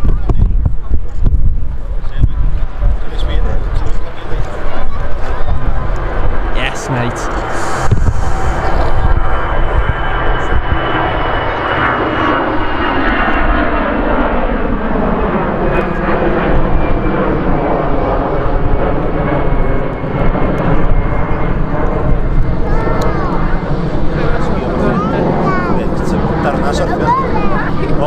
Look at that. I love those Brussels liveries. You can get to the second hand for Holland, isn't it? The Belgian Icons livery. Awesome. Hello. Oh, do I need it? You might. I think I'll be okay. You think? Yeah. Nice shot. See, most people like this stuff. I mean, I don't. Come on. There we go. Control surface. That's why I never bring my little one. One of the things we haven't mentioned as far this morning stroke afternoon is dotted in and around the runway visitor park, of course, there are a number of attractions. Unfortunately today I'm afraid that the Concorde tours are not running due to the fact that we have a special event in the hangar later this evening. However, the Monarch Airlines DC terminals that you probably noticed as you arrived adjacent to the entry kiosk to the runway visitor park car park. That's an aircraft that used to operate in and out of Manchester on a regular basis on behalf of Monarch to places in the US and the Caribbean. Hello. Places like Orlando and down into Dominican Republic, etc. When the aircraft was retired from service, Manchester Airport managed to hold those sections, and that's now used for our flight academy, which is for our younger visitors. Over in the far corner of the car park, the Triton 3, an aircraft that again was a regular Manchester visitor, used to operate the London Heathrow shuttle services. Next to that, the former Royal Air Force maritime MR2 Nimrod aircraft, an aircraft that's of service in various different conflicts across the world during its service with the Royal Air Force. And then down to the rear of the Concorde hangar, we also have the demonstrator aircraft, the Admiral. Half one apparently via Titan Airways due in. Manufactured only about 4 miles away from here. Happy springtime. British Aerospace area at Woodford, which of course now is no longer an airfield. It's actually been redeveloped into quite a large housing estate. To be honest, these chats moderate themselves. I don't rate RVP that security events. Decent photography. Yeah, I know. Myself said. Along with lots and lots of other. I am mod on a site and have never done anything and don't know how. It's not aviation, so that's that. Well worth a visit. Turkish pushing back. All of those are available for you to go and take a look around, free of charge. So do feel free if you fancy doing a little bit. Flipping hell. What happened? I wasn't even looking. Ryanair service has just touched down is inbound to Berlin. Gives us an opportunity to just have a little chat about Ryanair. Because this aircraft is actually operated by Malta Air, you'll notice. Malta Air? Oh yeah, it's Maltese registrated, look at that. Not like the other Ryanair. 9H. This is actually 9H, which is operated by Malta Air. Singapore. The majority of the 737-800s, which this is, are operated by the subsidiaries, which I'll go through in a bit, of Ryanair, are in the Ryanair mainline livery. But also the Malta, the Malta aircraft. Looking at Ryanair scares me. It's not that scary, they're just functional, you know. Malta Air livery. Oh, look at that down there, the smoking. The other affiliates of Ryanair UK, Someone's having a nice shower. That's what I need after I come back from the airport, a nice shower. In addition to that, Like that, lad. the Polish arm of Ryanair. And again, the vast majority of their aircraft are 777-800 are based in Ryanair livery. This time the SD-95. 12:15 Austrian. A320. Aer Lingus A330 is really I know it's good, isn't it? It just suits delivery. I think they would suit the A350, you know. Aer Lingus and the A350. They'd suit that. 100%. Maybe not the Dreamliner, but with the 350, yeah, definitely. Or the 330 Neos or something. And the MAX 8200 aircraft as their passenger carry aircraft. I'll say that because Ryanair do actually own and operate one 777-700, just one. Them two big jets down there. Big plane. Use this for crew training and also for some corporate services as well. So it's kind of like you can see that. The ground most of the time. Who said what now? Who said what now? I don't know who said what. Honestly, I'm not even keeping an eye on the chat. I'll watch this back and I'm like, what? Knocking my hat on the camera. Martin there was talking about, in particular, Ryanair subsidiaries. The aircraft just lining up on the runway now, although it's in full Aer Lingus colours, is actually another subsidiary, in this case Aer Lingus UK. The aircraft I didn't even know what anyone said. I didn't even know what anyone said. Someone's been blocked out and Dad's basically torn the strip off them. I didn't even know what they've said, to be honest. Is it you? I didn't see that. Thanks for See, that's what we need. We need we need more than 2 moderators because sometimes what Pass gets tired and she is a little ill at the moment. You will of course see the New York flight a little bit later, about an hour or so's time, and that'll be on its flight 8B21 Neo.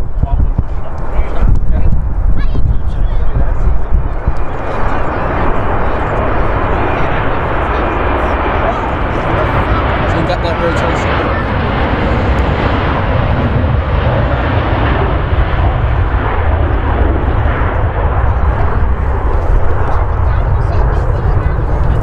Guys are like rockets with their 330s, they're awesome. Irish. Martin just mentioned there the New York service being operated by an Airbus A321, one of the new Neo long-range aircraft. A number of operators are now using these twin-engined, single-aisle, long-haul aircraft. In fact, here at Manchester, we don't just have the Aer Lingus service to New York, but a Canadian charter airline by the name of Air Transat. They're using the Airbus A321s direct from Toronto. And for those of you familiar with the aviation scene, I'm sure you've heard a company by the name of JetBlue. Yeah, I've actually, yesterday at school, we had a fire drill. To New York. I actually saw... God. I actually saw the Air Transat A321 just flying over school during the fire drill, which was pretty cool.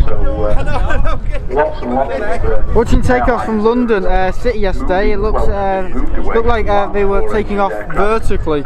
Using the twin due to, of course, fuel efficiency and therefore lower cost operationally.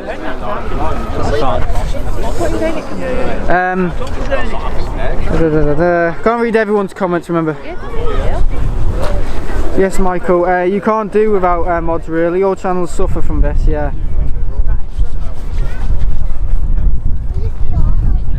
Let's see. Hi Trev, hope you're all well. Unfortunately, Nasty. Oh, A350. I knew it was on the taxi out. Takeoff roll, sorry. Taxi. It's on the taxi out about 10 minutes ago.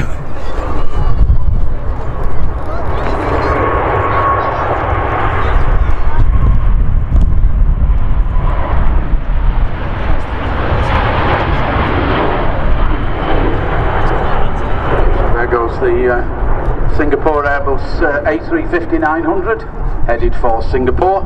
Say flight time somewhere in the region of about 12.5 to 13 hours, depending of course on routing and on weather conditions. If they get a nice tailwind, it'll reduce the time. Of course, if they hit some headwinds, then obviously that can slow the aircraft down slightly. But yeah, the Airbus A350-900, one of two versions. Airbus also produced the Airbus A350-1000, which is a slightly stretched version of the 900, operated in the UK by Virgin Atlantic and British Airways. What are they doing?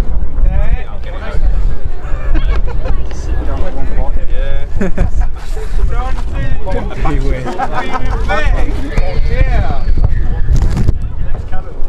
Yeah, so I actually saw the A321 Air Transat yesterday at school, funny enough, because if you fly over Wirral. I prefer a simple looking livery rather than anything too fussy, yeah, no. Give that kid a slap, Sam, that'd be nice. Please share the live stream and push the like button, this helps channel grow. Thanks. Warwickshire, oh yeah, Pill. Warwickshire, I always get that messed up. How old are you? You look older than school age. Oh no, it's unpaid work experience. Or should I say it's work experience? If it was paid work experience, that'd be different, but well, that's more like an apprenticeship. But with what I've got at the school, it's just like I just go in, you know, I do my streams on Thursdays and I literally go back to school, just I don't care. Yeah, how many people are watching this garbage? 574 people talking about me going to school. Hey, quality. You look older than school age. What's he going on about now? No, I just go in and help art, DT. Where else do I help? I used to help geography, but the geography teacher's a bit of a stub-nosed. Yeah, but yeah, anyway.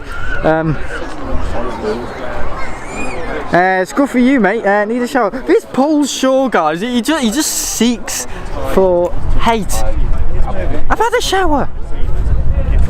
Jesus, I think you need a shower, mate. Oh, you look older than school age. Yeah, I've already read that. Sorry, what passed? Didn't realise you hid in. Yeah, I got a few arses in the chat. Yeah, typical. What height are you at when they fly over at school? Oh, I think they're at something like 13,000 feet or something. They're quite high up. But yeah, we had a fire drill yesterday, and the guy I work with, he said I had fish and chips for lunch yesterday at school. Okay, 549 people are listening to me about having fish and chips at school for like, Turkish Airlines. And he said, Sam, what are you doing after lunch? And I thought he said, what did you have for lunch? And I said, fish and chips. So, Sam, what are you doing after lunch? Fish and chips. Oh God, this guy's in there. Oh. Good. Sorry guys, people in the way here.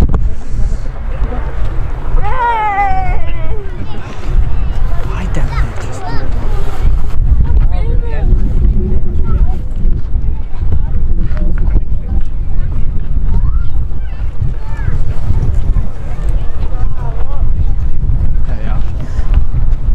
Oh God, I think I told you that joke, didn't I?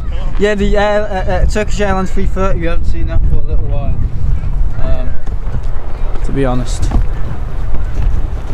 Yeah, the guy I work with, he said, I've already told you, what are you doing after lunch, Sam? And I thought he said, what did you have for lunch? Fish and chips. Bloody fish and chips.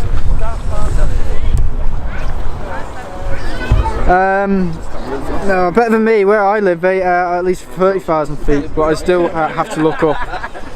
Sam, where's Dad bringing the when's Dad bringing the chips? Oh, later on.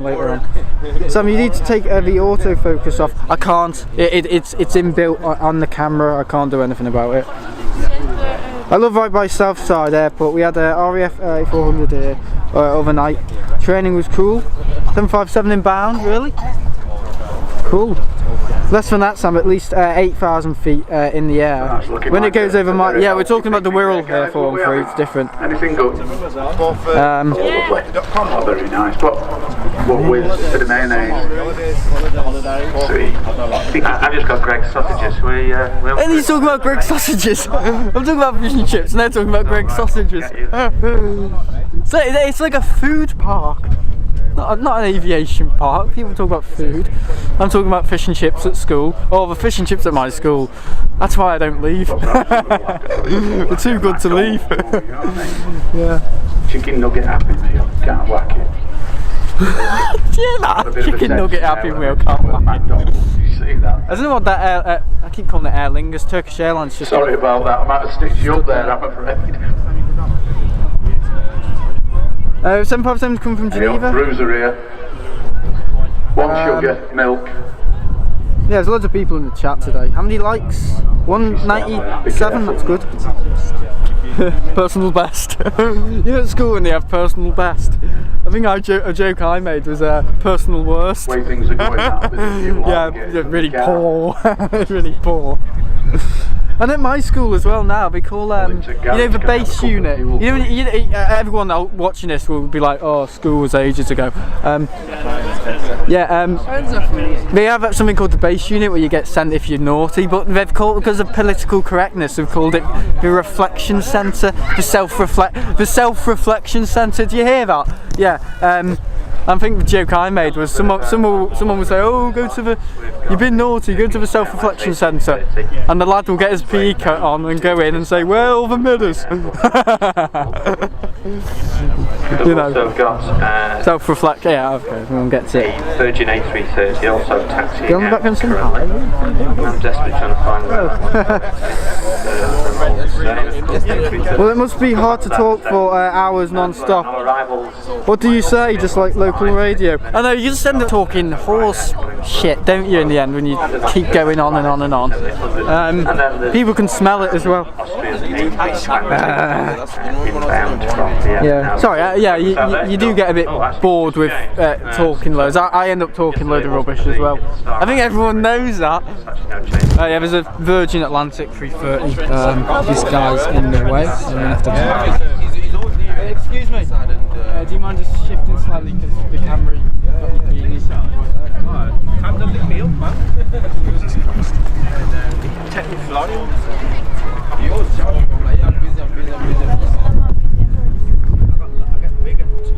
Yeah, I know which one it is. T-Star, isn't it? Yes, Lisbon's got That's my head. Logan Air, Ryan.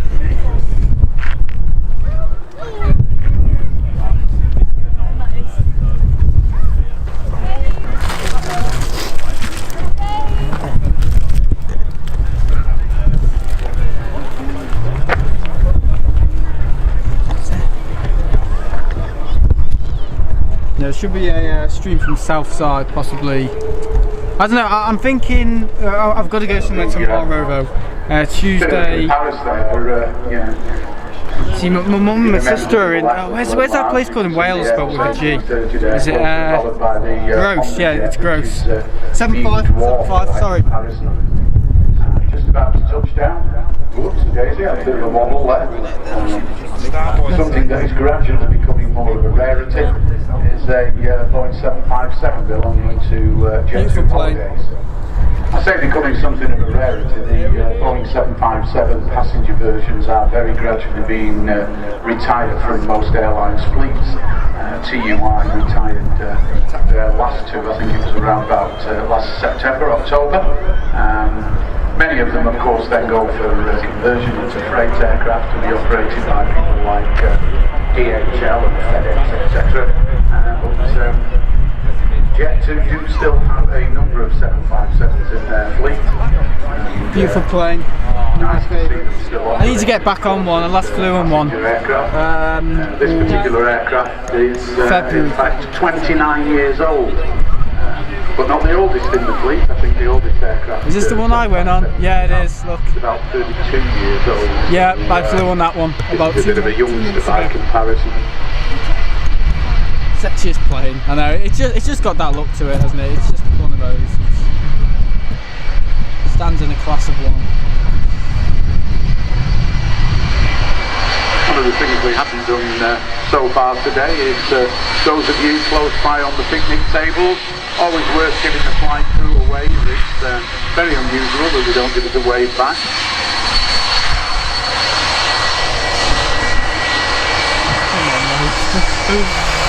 The Virgin Atlantic 330 flight is in fact going out to Orlando.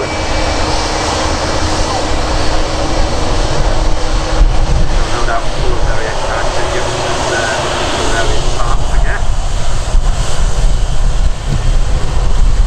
Quite quiet for a 7.5. Airline Airbus A330 heading back to Istanbul. Okay, goodbye 7.5 with Turkish Airlines.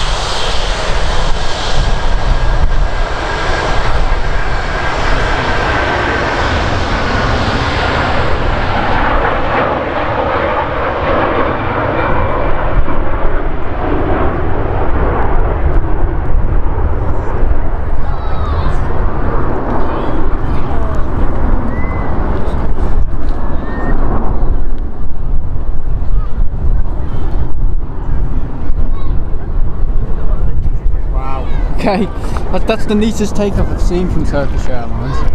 Normally we fly everywhere refurbished. Erratic turns.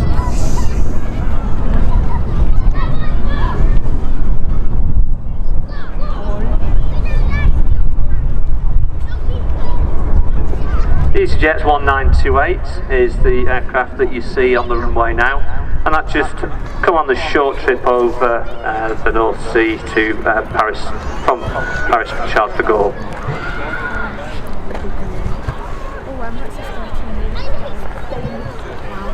Untangle, there we are. Just taken just over an hour to make that trip. Stroke. It's an A320 CEO, what they call the current engine option. Oh, this tripod, I think that's a little Jesus, bit, it's been funny again. misleading nowadays because the new engine option is in reality the current option on the aircraft. Training a bit. Not at all actually. You did a great job, thanks Anthony. Did mention a little bit earlier on about today's Emirates, of course, the Airbus A380. Standard time of arrival was midday. The aircraft is running slightly behind schedule, due in around about 12:25.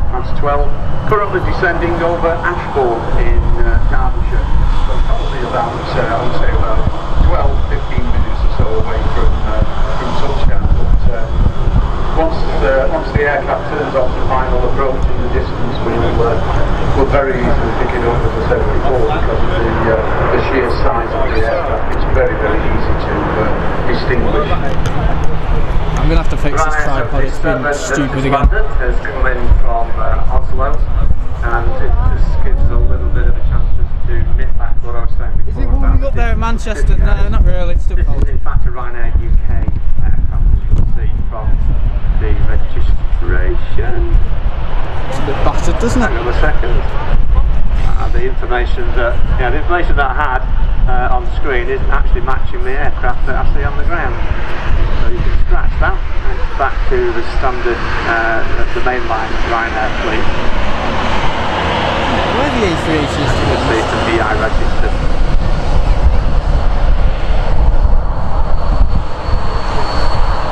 Is it?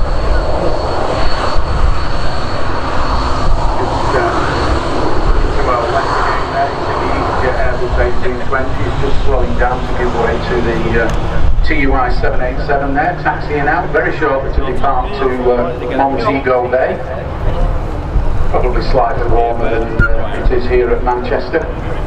Although yesterday was a very interesting day. I spent the morning just near the airport doing a bit of photography in 11-12 degrees. No, you can't fly from Australia. I think they were... It was 4 degrees and snow, so UK spring day can't beat it. 25 degrees and cloudy apparently.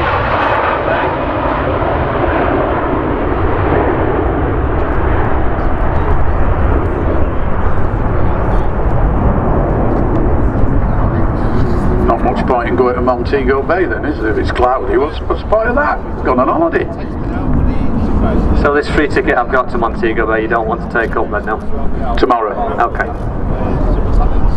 So it's all getting a little bit busy there now, as you can see. The two arriving aircraft taxiing in. The EasyJet will head to T1, the Ryanair over to Terminal 3.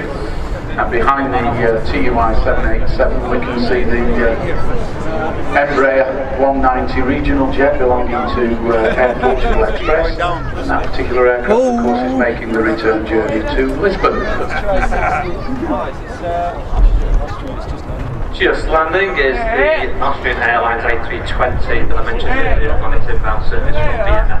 Isn't that Star Alliance yesterday? Yeah.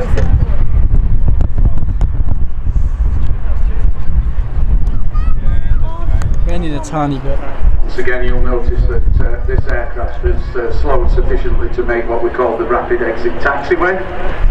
45-degree angle to the main runway, which means the aircraft can vacate the runway at a much quicker speed than it would need to do if it had to make a sharp right turn.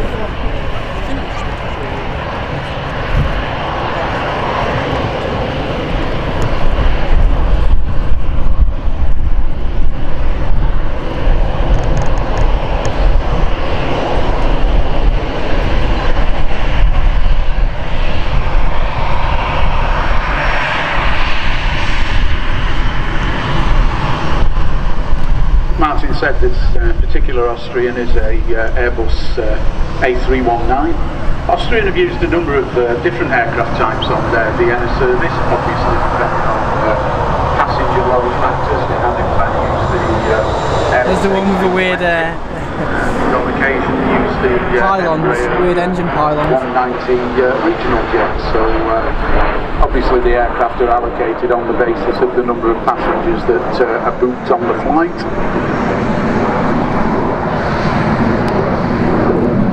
Look at the pylons. Oh, I see it.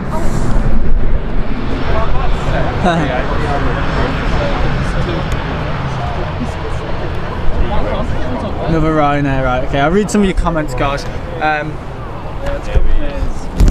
think the A380 is shortly due to land. Alright, are people being well behaved? 2 E8 productive texts. Why did that? Okay, what was that all about? Was that HDMI? I think it may be an HDMI. I've never heard of the commentators in the box so animated. Their contracts must be up for renewal. MG, is the time for him to have his dinner? Mr. Waffle in the box. According to the commentators, the information he's got on the screen isn't matching on the ground. I hope the ATC don't have that problem. What have we got here as well? Busy airport. Can you? Yeah, we've already read that comment. Doing a great job, lad. Cheers. Hi everyone. Please share, like the stream. I think Phil Toby wants to become a moderator. According to the commentators, you had better get a move on if you want to get on the 757. Yeah, you do. Or anybody, or you want to ask us a question, we'll do our very best to help you out. Unbelievable, your camera doesn't even allow you to focus even the cheapest. I won't keep going on about it because I can't do anything about it, Andra. Sorry.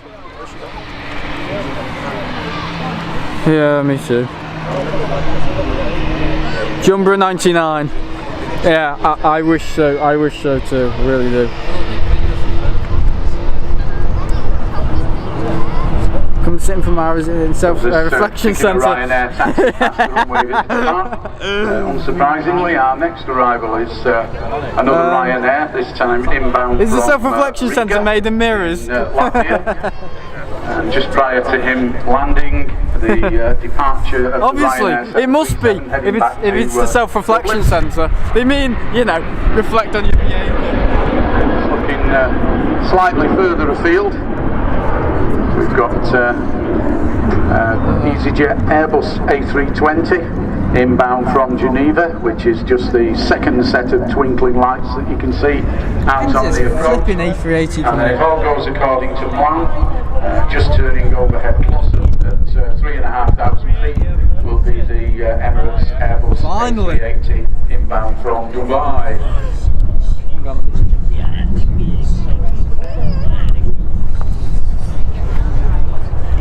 Just Just to mention to Dubai, of course, prior to the COVID pandemic, Dubai had literally just overtaken Heathrow as the world's busiest international airport.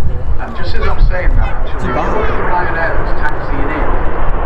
Just to the right of it, against the backdrop of clouds, you can actually see the Airbus A380 running what we call base leg to the runway. That aircraft will be given instruction. There he is, you can see him making the turn now. Oh yeah, look at that. No doubt from air traffic control. That's the A380. Told turn left heading 270, report established. Looks like it's got a fifth engine on the back. Do you see that angle then? The instrument landing system from runway 23 right. The aircraft will become what's known as That's epic, that is epic. On the ILS, and he will then descend. That's the A380. 3 degrees, which is about 300 foot per mile. So the aircraft probably just passing over our house at the moment as we speak. He's probably now about 9 miles out, so it should be somewhere in the region of about 2,700, 2,800 feet. And he will gradually descend at 300 feet That per is mile. pretty impressive, that. So he comes over sort of cheaply, mile away from the end, way down at 300 feet. And the aircraft will touch down on today's active runway.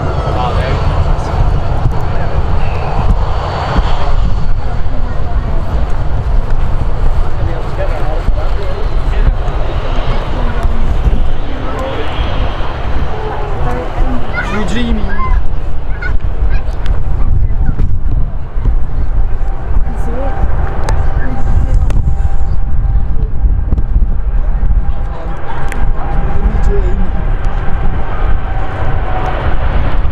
Listen to how quiet that is. Wow. Oh, that's a noise. We won't be able to hear them in the future. That's because we'll all be deaf.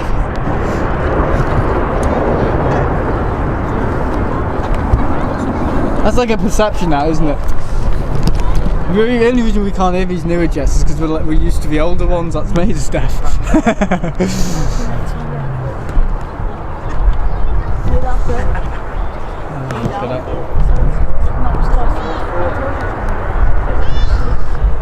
Spitting a bit.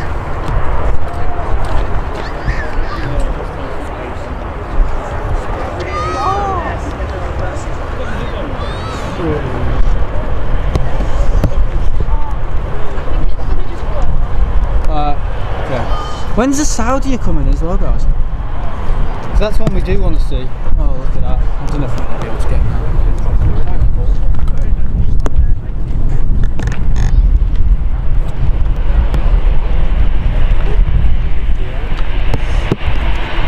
I've just had a knock on the door, and Elliot has just given me a message. He wants to give a big shout out to his granddad Greg, who's making his very first visit to the RVP today. So welcome to the RVP, Grandad Greg. I'm sorry that it's now raining, but that is of course Dave's fault. If you were here earlier, he did say it was not going to rain, so it's entirely Dave's fault.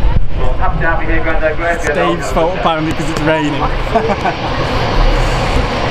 Hang on, I'll take that one on the chin because I did say that we weren't too sure what the route is.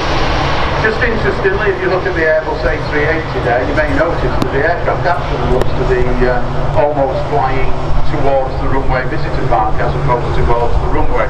Basically that's because at the moment we've got quite a significant crosswind. So of course the flight crew is steering the aircraft into the wind. Haze, yeah. Which actually makes it look as though it's what we call slipstreaming. What you'll notice is once the aircraft gets over the threshold of the runway, you'll notice that it will all of a sudden straighten up and touch down in line with the centre line of the runway. But as I say, at the moment, it does very much look as though it's literally almost flying sideways. Loads of people gather to see this. It's really not that interesting. I'm joking. Just as a little pointer of interest, when the aircraft does land, I'll read your comments you in a may minute, want to guys. just have a look at the 4 engines on the aircraft, Sorry. and you will notice, for those of you who are familiar with what's known as reverse thrust, which helps the aircraft slow down, these are openings on the side of the engines that force the thrust from the engines forward to help the aircraft slow down. You will notice on the Airbus A380 that this only happens on the 2 inner engines. And the reason for that is because the aircraft is so big that many of the airports that it actually operates into, the outer engines stretch over the side of the runway, and if they were to have reverse thrust, there's the danger that they would fly.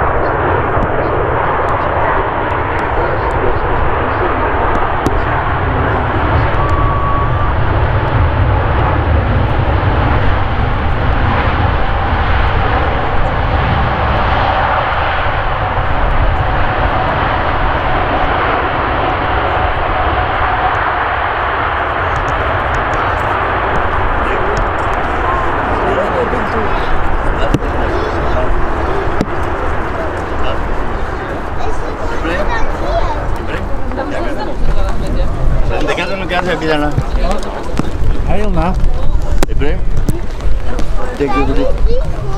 Okay, that's the A380. Well, you can't beat a picnic on a good old English summer's day, can you? What we having now, waterlogged tuna. Well, it's fish, isn't it? So it should be alright, be able to swim. There are plenty of places for you to take shelter. We've got our TP, our tent, or whatever they call it. There's a few people sat in there.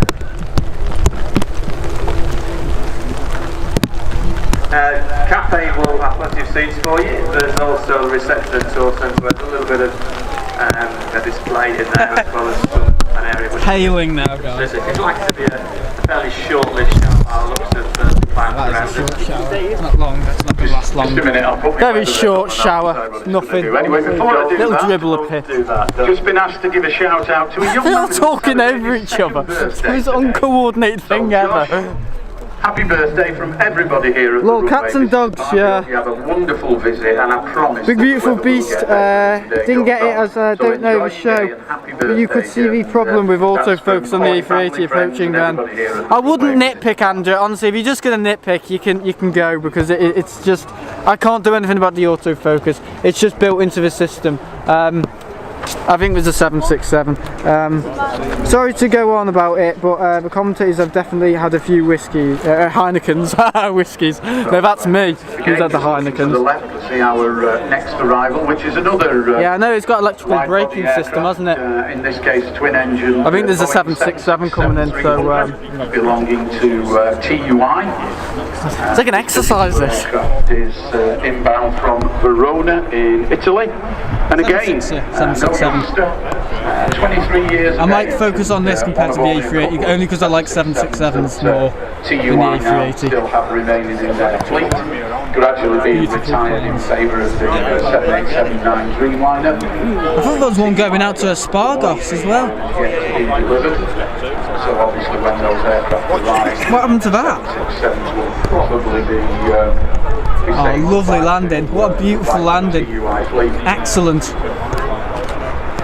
If you look at the registration of this aircraft, it actually hints at its lineage, really, given that it is such a valuable old aircraft. TUI is the largest holiday company in the world, as I understand. It's a German-based company. But as far as the UK arm is concerned, just before they became TUI, they were Thompson and Thompson Fly. They went from one She'll to go the after other. the A380. But prior to that, it was Britannia Airlines that went into Thompson. So if you look Raining, at man? the No, surely not, no. registration of this aircraft, when it comes Can't be back, raining at it's Manchester. G-OBY, Right, let's see if we can get a better shot of this compared to Thursday. OBYK. Is it when And the flight code for Britannia Airlines was BY.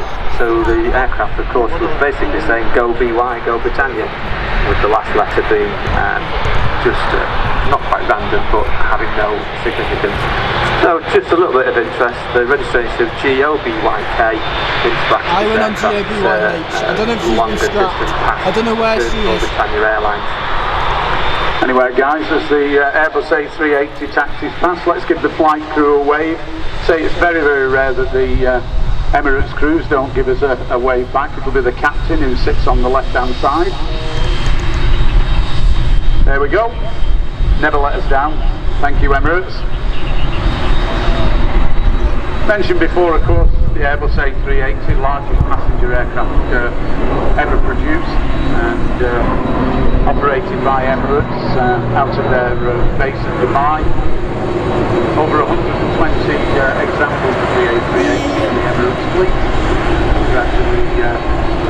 I'm sorry about the picture, guys. I don't know why it's doing that again.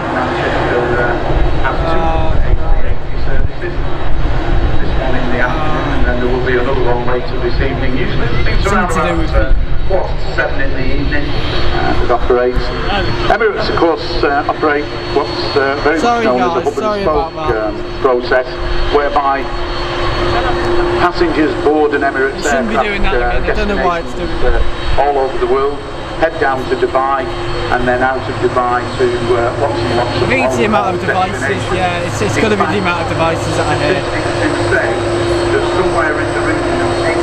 Shouldn't happen again.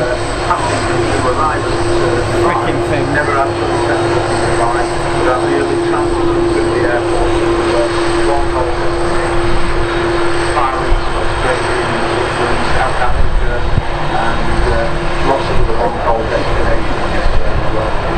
Somewhere in the region now, I think Dubai, just prior to the pandemic, was up to somewhere in the region of 70 million passengers a year, and increasing just about every year. Shouldn't be doing it. I mean, it's got to be to do with the amount of devices and the amount of cellular data that is going on here with the amount of people. That's the only. Where's he going? It might be the amount of people watching. It could be to do with that. The amount of people just talking about the volume of the amount of people who are in the chat. Buy another camera. No, it's not the camera. It's the bit rate. It's the bit rate. I don't know when it happens on the A380. I think it's to do with the amount of people and the amount of data usage that is being used. I think it must be to do with just at one hotspot. The antenna point must be overwhelmed or something. It might be something to do with that. Yeah, I do apologise. There has actually been talk of pisses me off. I tell you, it really pisses me off. Cool, so I'm not saying you can do anything. Just a general comment about. Happening. Yeah. So I have to say I'm not entirely sure just what is the situation with that. Nice and warm here. A380 doesn't need 4 engines. I've read that comment. Manchester now has regular A380 services where plan, if you like, it was unlikely to. Yeah, I know it always happens in the A380 passes. It's very weird. Fashion. I mean, tell me if the picture's broken up at all at any other times in the stream, guys, because it's super weird. Interestingly, of course, it has to be to do with Manchester not originally being designated the amount of people an Airbus A380 airport. in the chat and the amount When Emirates first muted that they would like to use the A380 into Manchester, no airport in the world is going to turn around and say, well, no, we don't want you to operate this particularly prestigious aircraft into our airport. But of course it did create some issues for them, not least of which is because of the size and the weight of the aircraft. In order to accommodate it, Manchester had to create a new stand 12. Yeah, it could be to do with the mast. The mast. And to do that, they had to rejig the pier with 2. It's very weird, it's very strange. I will resolve it. Remember, this is all aircraft. So it's not still new to me, but I'm still problem solving little things, and that's just one of the things that happens. And also, of course, they have to strengthen the taxiways and the apron to take the weight of the aircraft. So it's not like an airline can just say, oh, look, it could be blocking the Wi-Fi. It could be something to do with that. It could well. It's when the bit rate drops. It's when the bit rate drops and the iframes and the defense can't. It basically.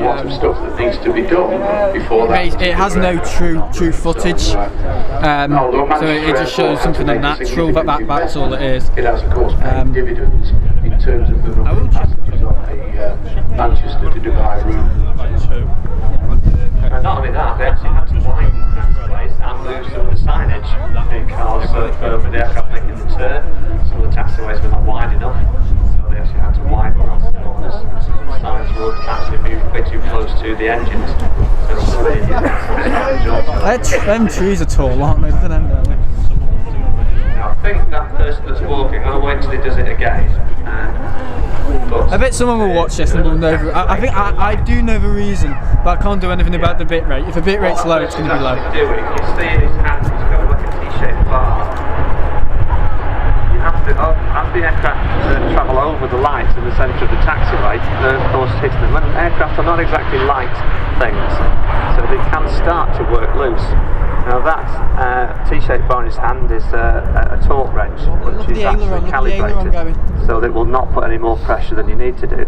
So they're literally going around every single one of those lights, making sure that it is as tight as it should be. It isn't going to pop out when an aircraft goes over it, because that then starts to potentially cause problems if it's not spotted from another aircraft coming. The issue. I mean, if it happens whenever the A3, well, that's quite obvious. That's the amount of people have got phones, because everyone seems to drop like flies when the A380 leaves. They just want to see the big plane, don't they? The Boeing 777-300. This has been a long stream.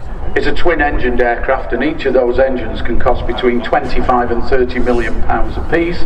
The last thing you want is a piece of light flying into that engine, because it will quite literally damage the engine, probably beyond repair. And not only that, if that happens at your airport, questions are going to be asked by the airline as to who's going to pay compensation for the fact that all of those passengers were delayed. Looking at the sunshine, Saudi in 50 minutes, it could be a massive magnetic field from the A380, electromagnetic breaks. Sam, it could be. Can I just ask it's funny though, it's strange that it happens. Just don't film the A380. There you go. Problem solved, don't film the A380. Well, I know we're not. Great AK coverage, love it. It is Danny, it's me Danny, still watching from Oakland, California. Oh yeah, hello. Enjoying the stream, Sam. Ignore the moaners. We haven't had that many moaners.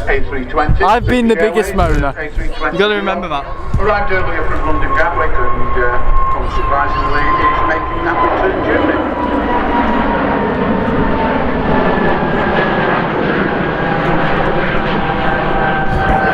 I just looked at the phone, I just thought, it's going to happen, isn't it? It's going to happen again, and it did. If you look so up to the left there, you can just see the high-level aircraft that's trailing away. We've got a couple of high-level flyovers that are almost on top of each other. A bit difficult just to decide which is which, but I'm going to have to guess. I think that one is the British Airways. I might have to go standby for about 30 minutes or 20 minutes or something. From London Heathrow up to Los Angeles. Yeah, you're allowed to moan, I'm the host. Yeah. We've also got a Air Canada 787 Dreamliner, and that aircraft is operating. My phone's going to die, honestly, my phone is going to die. So those two aircraft are in very close proximity to each other.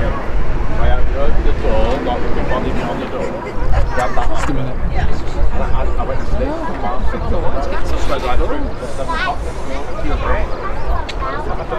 Oh. Send it now, okay. I won't be able to read your comments, guys. Nice arrival, by the looks of it, is going to be a Jet2 Holidays 737-800 inbound from Reyes. Nasty comments have been deleted, yeah, they always are. Great moderators.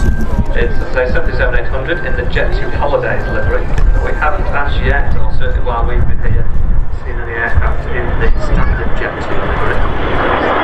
That will change somewhat later on, almost certainly, when we have, as Dave mentioned much earlier on, when we have all the aircraft that went out early this morning, coming back here into Manchester. There will be a period of time where we're going to have quite a considerable number of Jet2 aircraft.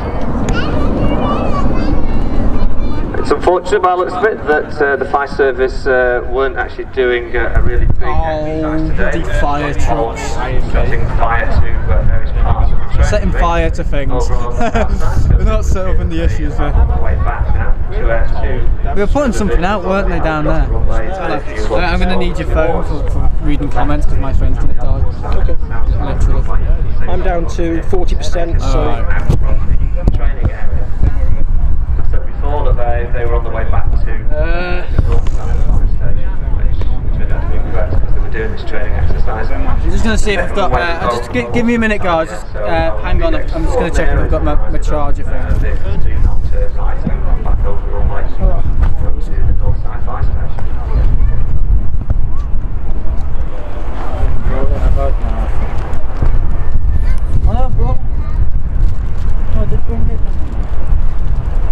It is possible, of course, that given that it's now getting on to lunchtime and Runway opens a little bit later on, that actually they could go back to the south side fire station. There's no reason they can't go there. They can still reach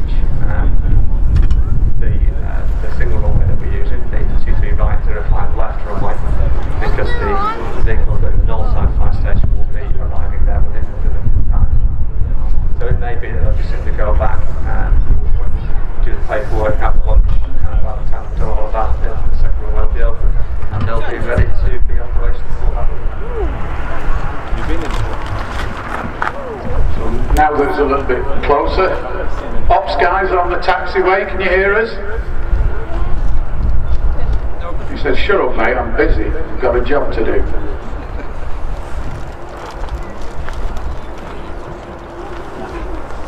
Right, okay. So my phone's plugged in now. Yeah, so as Martin said there, you can see the fire service response vehicles there making the left turn and heading back to what I will need. Southside fire station. So, toilet. No doubt have a bit of lunch there. And Once then, this goes past, I'll await the opening of just mind it. That's all. Outside of the Just airport mind a little bit later on this afternoon.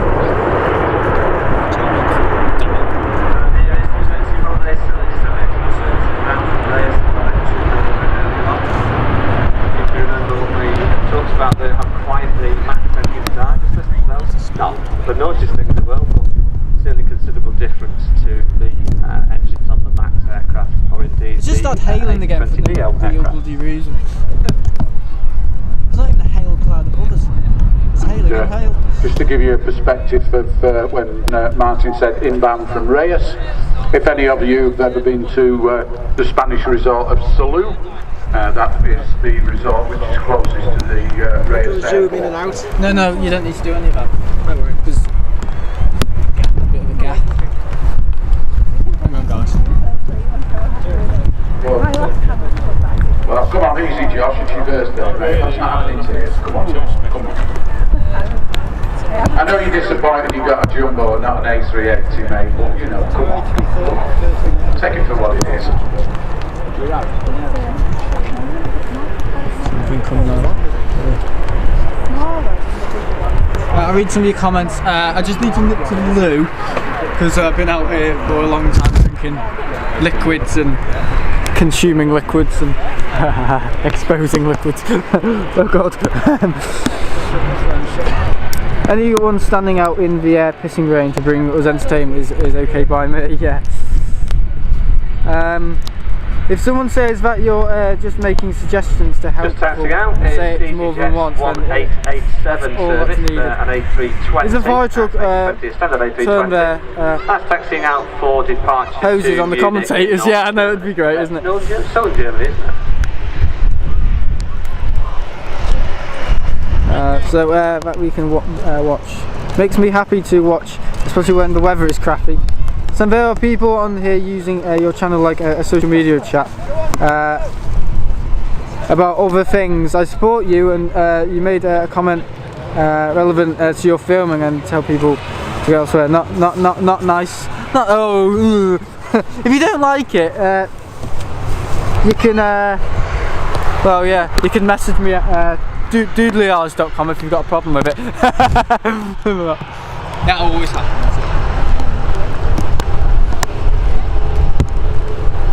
Yeah, Andrew, give it a break, mate. It's just boring in the end.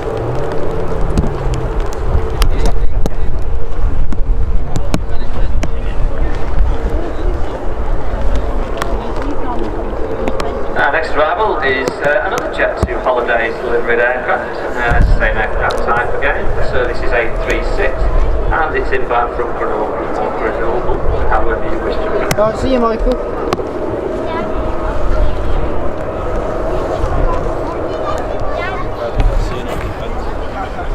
Yeah, you don't need to get too obsessive on the camera, Andrew. I mean, the camera doesn't come with manual focus, it's autofocus, and I literally can't do anything about it.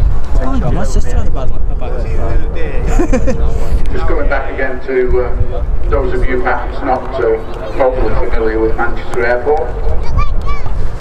We mentioned earlier on a couple of occasions about the large green construction that is over to our left-hand side there, just in front of the control tower. For those of you who may not be aware, that's what's known as the engine test bay. And basically, what it consists of. I think there's another one behind it. Where is it? Just to the left of it, I think.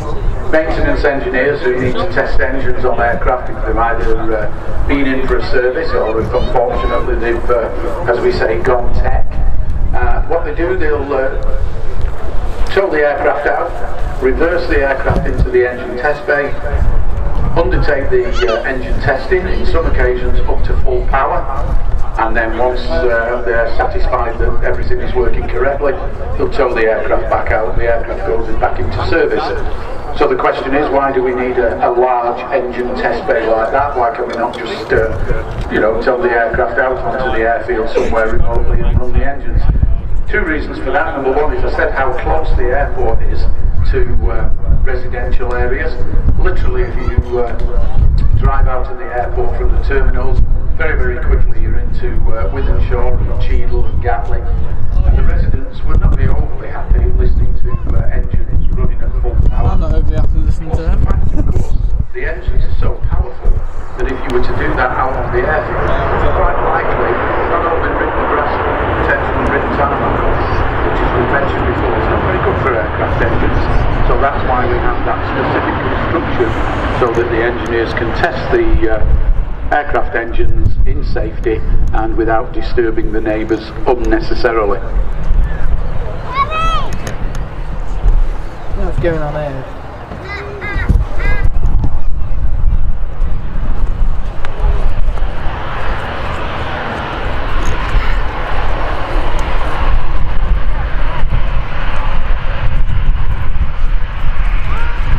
I'm just checking on radar, guys, for when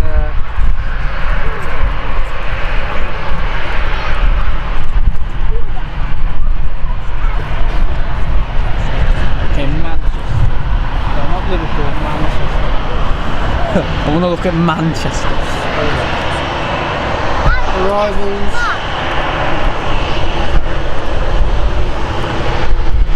Okay. Right, okay, I think I'm going to have to miss the guitar, guys. I'm going to get the Saudia, whatever, season 2021 livery, which comes in about like 20 minutes or something.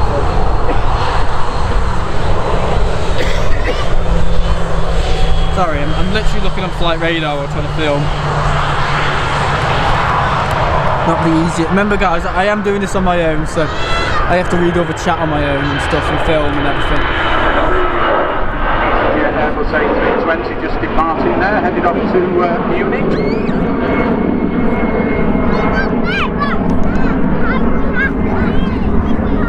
Munich, it's off to. And following it, well, not so much following it, but just behind it is a company aircraft, another EasyJet A320. This time they're service 1918, and that's inbound from Alicante. Blue skies ahead, look at that. Off into the clouds. Harry, come on, let's go. What's that? Sounds big, sounds big. Harry, let's take it off. Yeah, film free, it depends on battery, remember. The amount of battery. It says I've got 25 minutes left.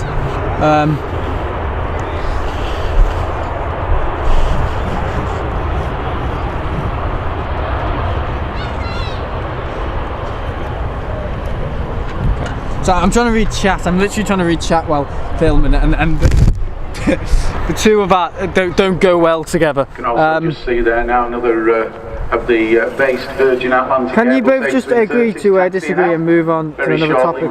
Have we keep going on? New York's John F. Kennedy. And just slightly above that aircraft now we can see our next arrival. which is an experienced a photographer, filmmaker, British just trying to help him make Embraer the best channel. And this I appreciate that, service but is operating going on from about the London City auto manual focus, those of you I can't do who, anything may be about familiar, it. I London can't. City is the airport that's located in Canary Wharf. I actually tried to lighten him up and having a joke about him, but no sense of humour. They just need to appreciate and enjoy. Well said, Matthew B. What's Matthew said? Yeah, just about, yeah, I appreciate people. Hi, Sam's dad. Yeah, I appreciate people, you know, rooting for me and stuff like that. But yeah, I can't. The camera's a VX1. I can't do anything about the manual focus. Because there is no manual focus. Oh, where's that tissue? I've just noticed my nose is like Niagara Falls. Actually, the British Airways City flyer that comes in from London City. London City is very much a business-led. I'm gonna have to go to the loo in a minute because I'm leisure flights, which means that also the airport shuts down for the majority of Sunday as well. So that means that the aircraft that generally operate those services out of London City become rather redundant at a weekend. So British Airways City flyer have, well, I'd say recently, we need to take out the COVID. I'll read your comments in a minute. Within that, but they've. I just need to nip to the loo in a minute. Just let me get this. Places like Manchester operating services out to leisure destinations before returning back down to London to operate the business services on a Monday morning. And without double checking, normally speaking, unless it's changed, because we are just coming out of the ski season, but the Embraer 190 has just arrived from London City. I'll double check that just to make sure that it's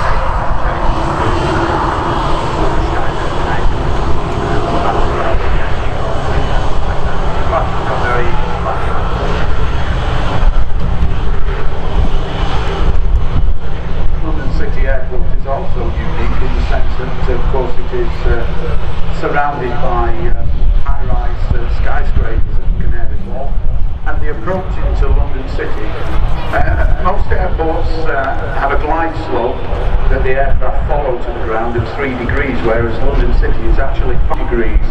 So it's a very, very steep approach, and it is in actual fact a qualification that only a few captains have, and therefore a landing at London City can only be carried out by a qualified 5-degree captain. So again, something fairly unique in the sense of London City.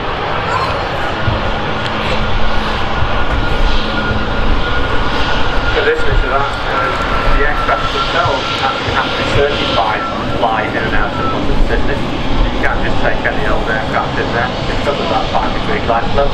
You actually have to operate an aircraft that's already certified as safe to fly in and out of, which the Embraer 190 is. I've got a number of aircraft that are certified to do that. Not exactly very limited number. In fact, even pre-pandemic, there was an Airbus A318 service operated by the mainline British Airways airline, which is out to New York. A special service, it's operated by Shannon, where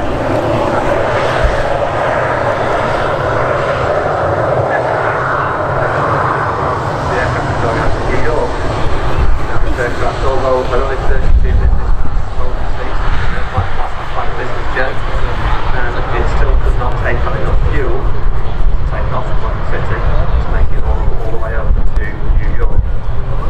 So they've had to land at London, Shannon to take on extra fuel. They took the opportunity to clear people for your stuff. Because just when you arrived in New York, you actually arrived as a domestic passenger, because you didn't have to go through all the rigmarole of customs. So they quite a useful service.